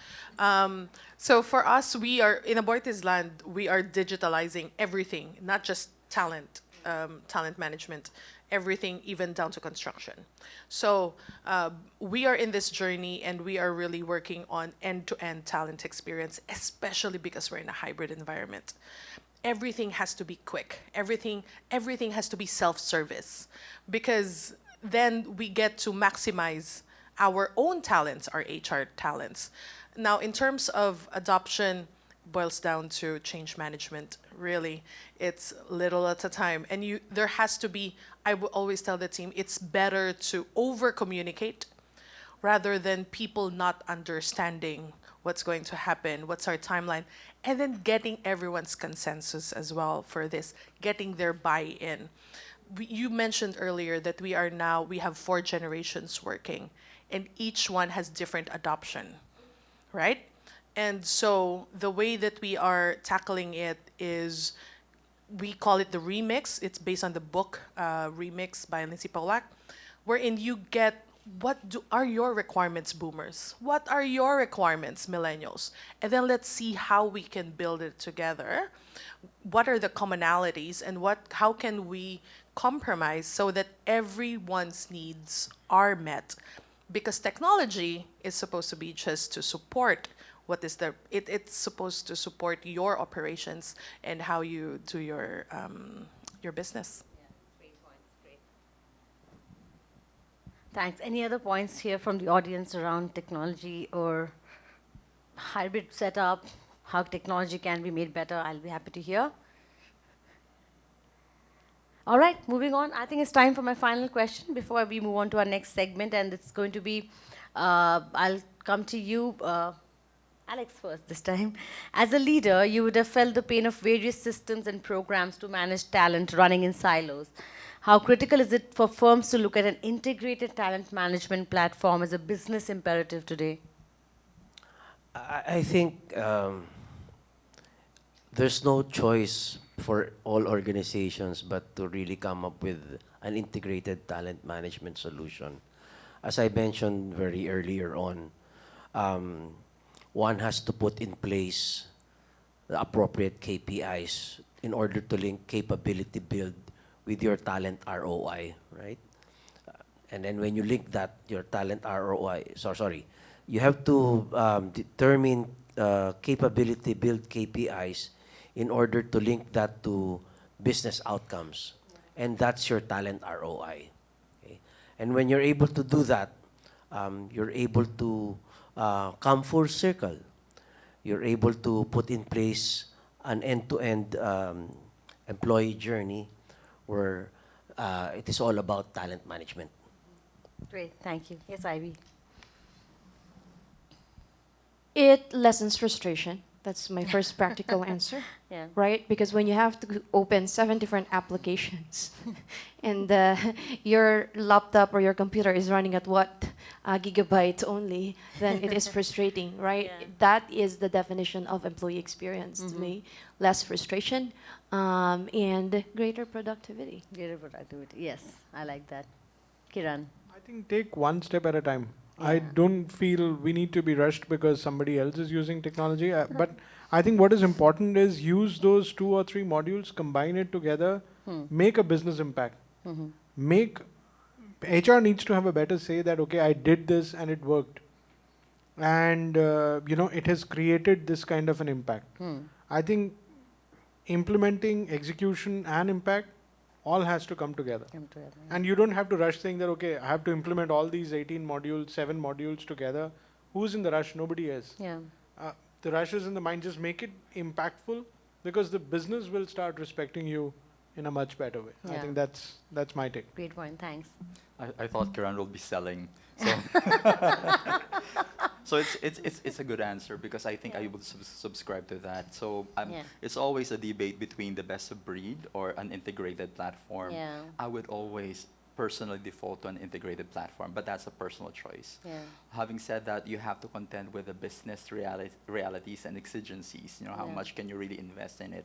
And sometimes from an HR perspective, you really have to deliver a proof of concept first. Yes. And you have to be very discerning on which platform first to use, so that you'll be able to deliver as well to your, stakeholders that this delivers X and we're experiencing this because of this platform. Yeah. And then once that is built, then you can build the next module and integrate it. So again, the ease of integration would have to be very considered at the onset, and how you can actually leverage this and scale this up as you build, because my end in mind really is an integrated platform, but reality says that you can just contend with this module first and then see how it progresses.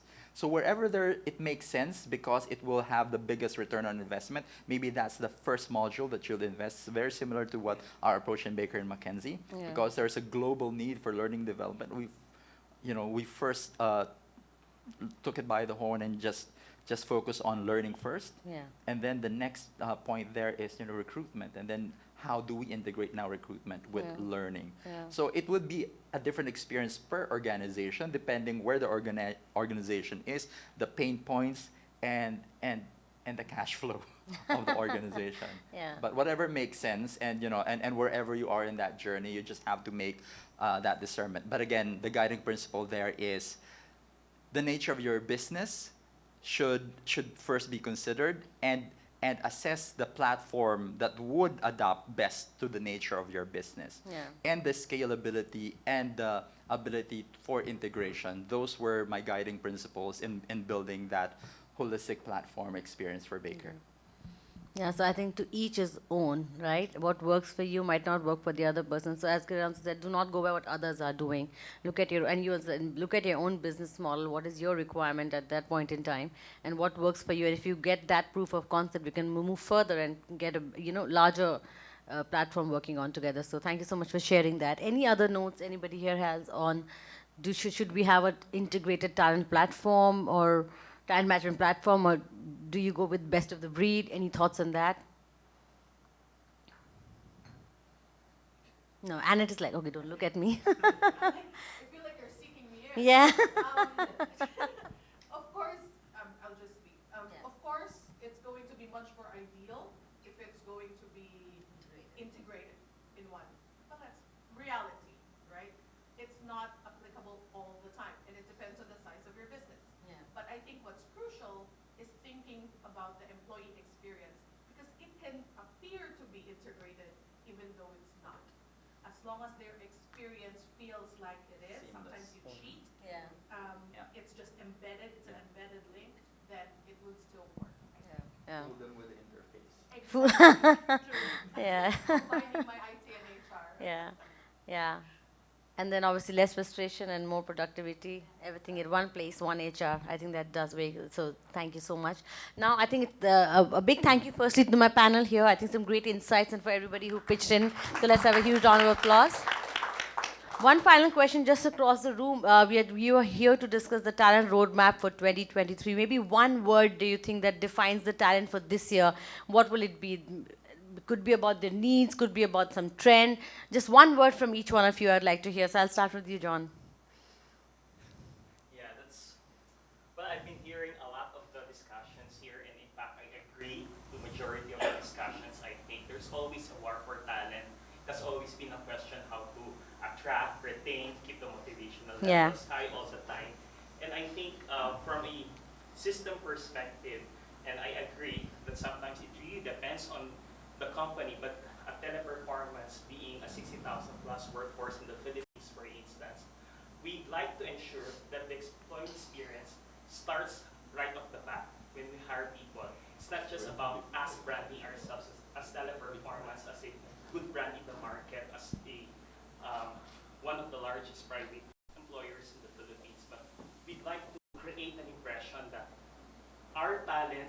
are joining the organization and are seen really as valuable partners of the organization's success. Not just in the Philippines, but globally. High tech, of course, are key focus areas for us. But when you attract talent, for instance, they get to know your brand first. You try to create the impression that it's a good brand in the market. Now, taking care of them is another aspect.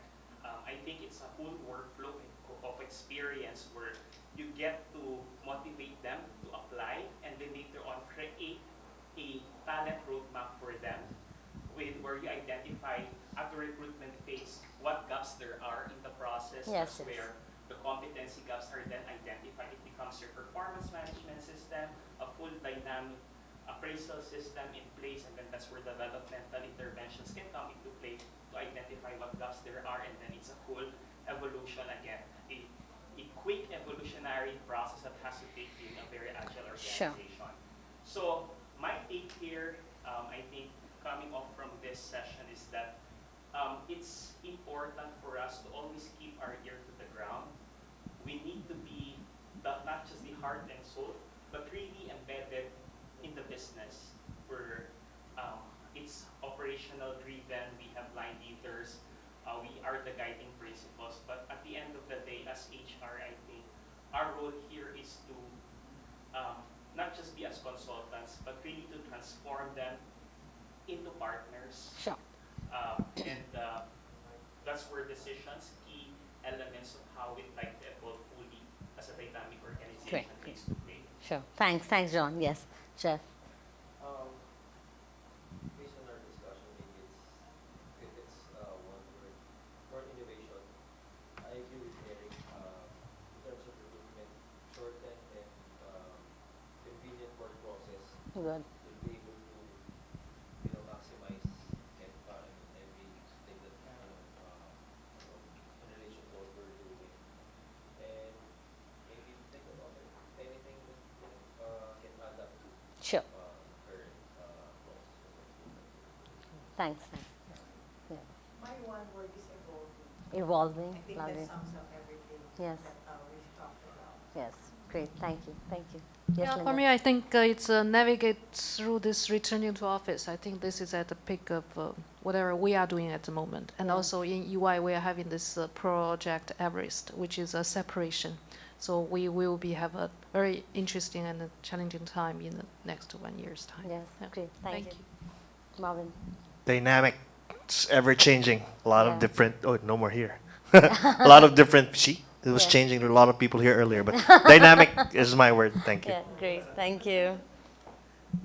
All right, thank you. I think the one word that would tie up between both from a technical perspective and business side would be agility.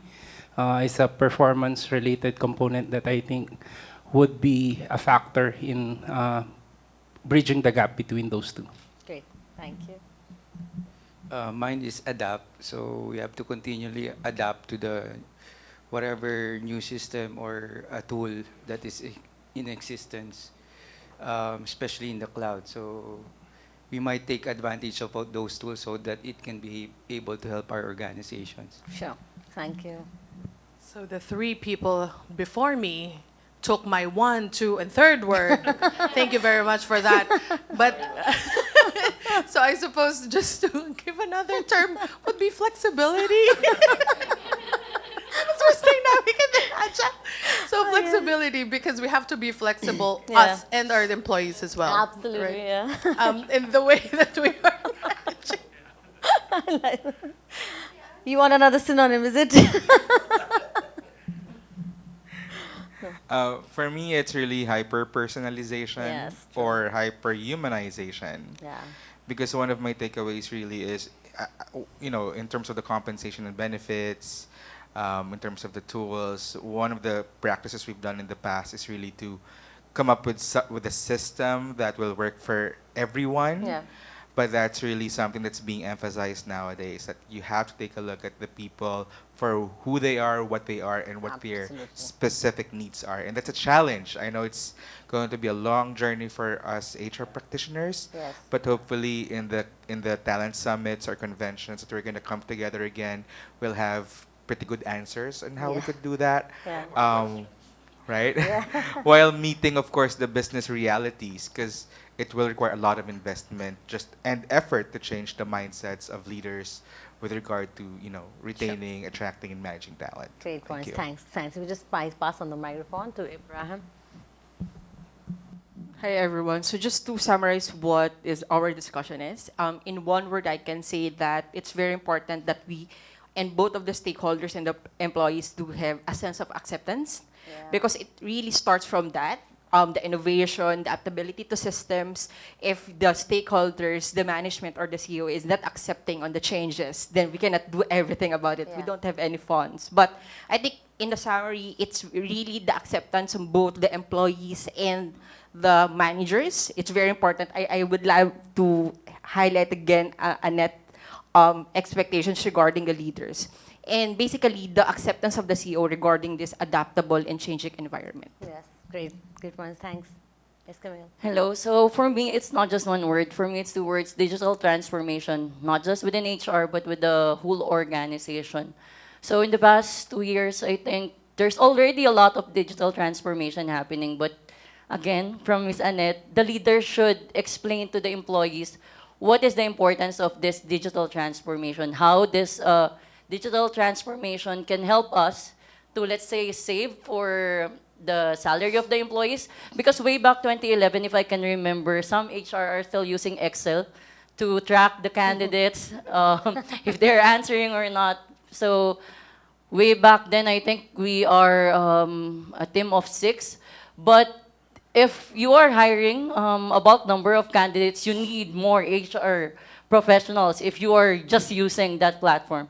So digital transformation will help us to do more tasks aside from just that. Yes, So that's all. agree. Thank you. Thank you. Thank you. I think I think if we go through the trail of the words, most of these have been covered, and I can see that we are coming down to from the high degrees. I think one thing that I feel is important is the skills. We are talking about trust, we are talking about agility, we are talking about productivity, we are talking about managing the talent. I think what will be the starting point of this is actually knowing what do we want versus what do we have. Yeah. And I think that's one thing that is the way forward. Great. Thanks. Thank you. So Annette, if you had 1, 2, 3 confirming your words, imagine I have to compete with all 15 people who came We ahead saved the of best me. for the last, PT. Come on. And I hope so. To me, the word that resonated was purposeful. Listening to all of you, I'm actually having a difficult time trying to relate as much as how your technologies have evolved, thinking that where I sit in an insurance industry, the work that we do is not to that advancement of technology yet, because people will not give you 1 million pesos over a chatbot replying, is my insurance going to be this? Is it going to be the benefit? So to me, the purposefulness as the HR practitioner to bring that message to the leadership team. The talents also have a different purpose for what work they want to be in right now. So I also have to put that into the perspective. And the purpose to make talent and technology, at least for my field, really work together and sit together. So that is what is the big word for me. Great. Thank you.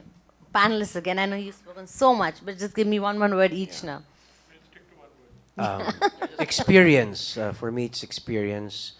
Ultimately, the employee experience defines success or failure. Sure. Great.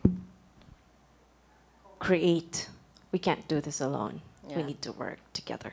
Lovely. I'll use an acronym. ROI. Yeah. Evolution on steroids, revolution. Oh my God, lovely.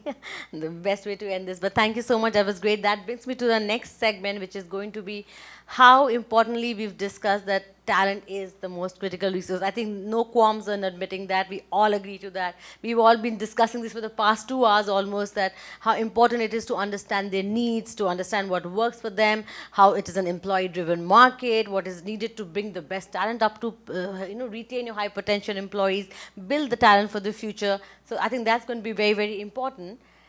Hence, but if talent is the economy, skills are the currency. And I think Ruchira very nicely brought that point here, that if you want to move forward in your business, you want to stay competitive, be at the forefront, you have to build those skills in your talent to kind of adapt. And we all said evolution, innovation, adapting, everything to what is changing. If the world is changing, how fast is our talent ready to adapt to that change is going to be very, very important. So Asia could actually unlock $440 billion to $620 billion in economic profit. And almost 60 to 70% of this is dependent on improving company performance. And what does it mean? When you say company performance, it is your people. The people, their skills, their work that's going to add to that and build the best business for you going forward. So, the most significant barrier to technology adoption in the Southeast Asia region, according to Gartner, is a shortage of talent. And I think we've discussed this enough already today, saying that if technology is not 52% of CEOs believe that the skills shortages will impact profitability in the industry to a very large extent in the next 10 years. And they are cutting costs, yet 60% do not plan to reduce headcount and 80% don't plan to reduce compensation in the fight to retain talent. And this is a 2023 survey, a survey that is happening right now. Though we are talking of layoffs, there are companies which are actually saying that the focus is there and going to remain on talent, on retaining talent, not on layoffs, not on cutting headcount, but on keeping the best of talent and investing in building their skills. So, as a key opinion maker of everybody here in the room, we want to hear from you now. This is now announcing the biggest survey with powerful insights on talent and skills in the Southeast Asia region, the Future of Talent Outlook Survey, and I'm very proud to announce this with PeopleStrong. So join us to know, scan the code right now from your phones and start the survey where we will figure out what are the most critical talent requirements in the region, how are top brands managing their talent, some key areas of focus, some challenges, insights on your industry and your industry sub-segment as well. So we are reaching out to everybody here in the Philippines and the Southeast Asia region, all important stakeholders in the HR fraternity, to find out how their industry is faring when it comes to managing talent and skilling talent for the future. So this is what we're going to figure out and decode through this survey. So really request you to fill the survey up whenever you get some time. This code is here for you. Scan the QR code, fill the form. The team from PeopleStrong will reach out to you, assist you in completing the survey and conduct one-on-one interviews with you also. And then you'll get a chance to be featured in the report and also being a member, an invited guest at the exclusive launch events of this report going forward. So request you to please be a part of that. And obviously, you'll get a complimentary copy also. All right, so on that note, this is the end of the day today, the morning actually. We started really, really early, but I would like to really thank each one of you once again for joining us. It was a very, very, very insightful day. I learned a lot about how the talent economy is going to shape the overall economy of the world going forward. Talent will shape the future for us. And it's very interesting to see how organizations in the Philippines are focusing on their talent. Hybrid, not hybrid. They know that talent is going to be their key focus area, so they will kind of move along with the evolution, use technology, talk to business, get the best things in place in order to have a workplace where talent remains at the core with technology as an enabler. So thank you so much everyone for joining us, and a big thank you to our partner PeopleStrong also for making this possible along with us. And let's have a huge round of applause for everybody in the room now.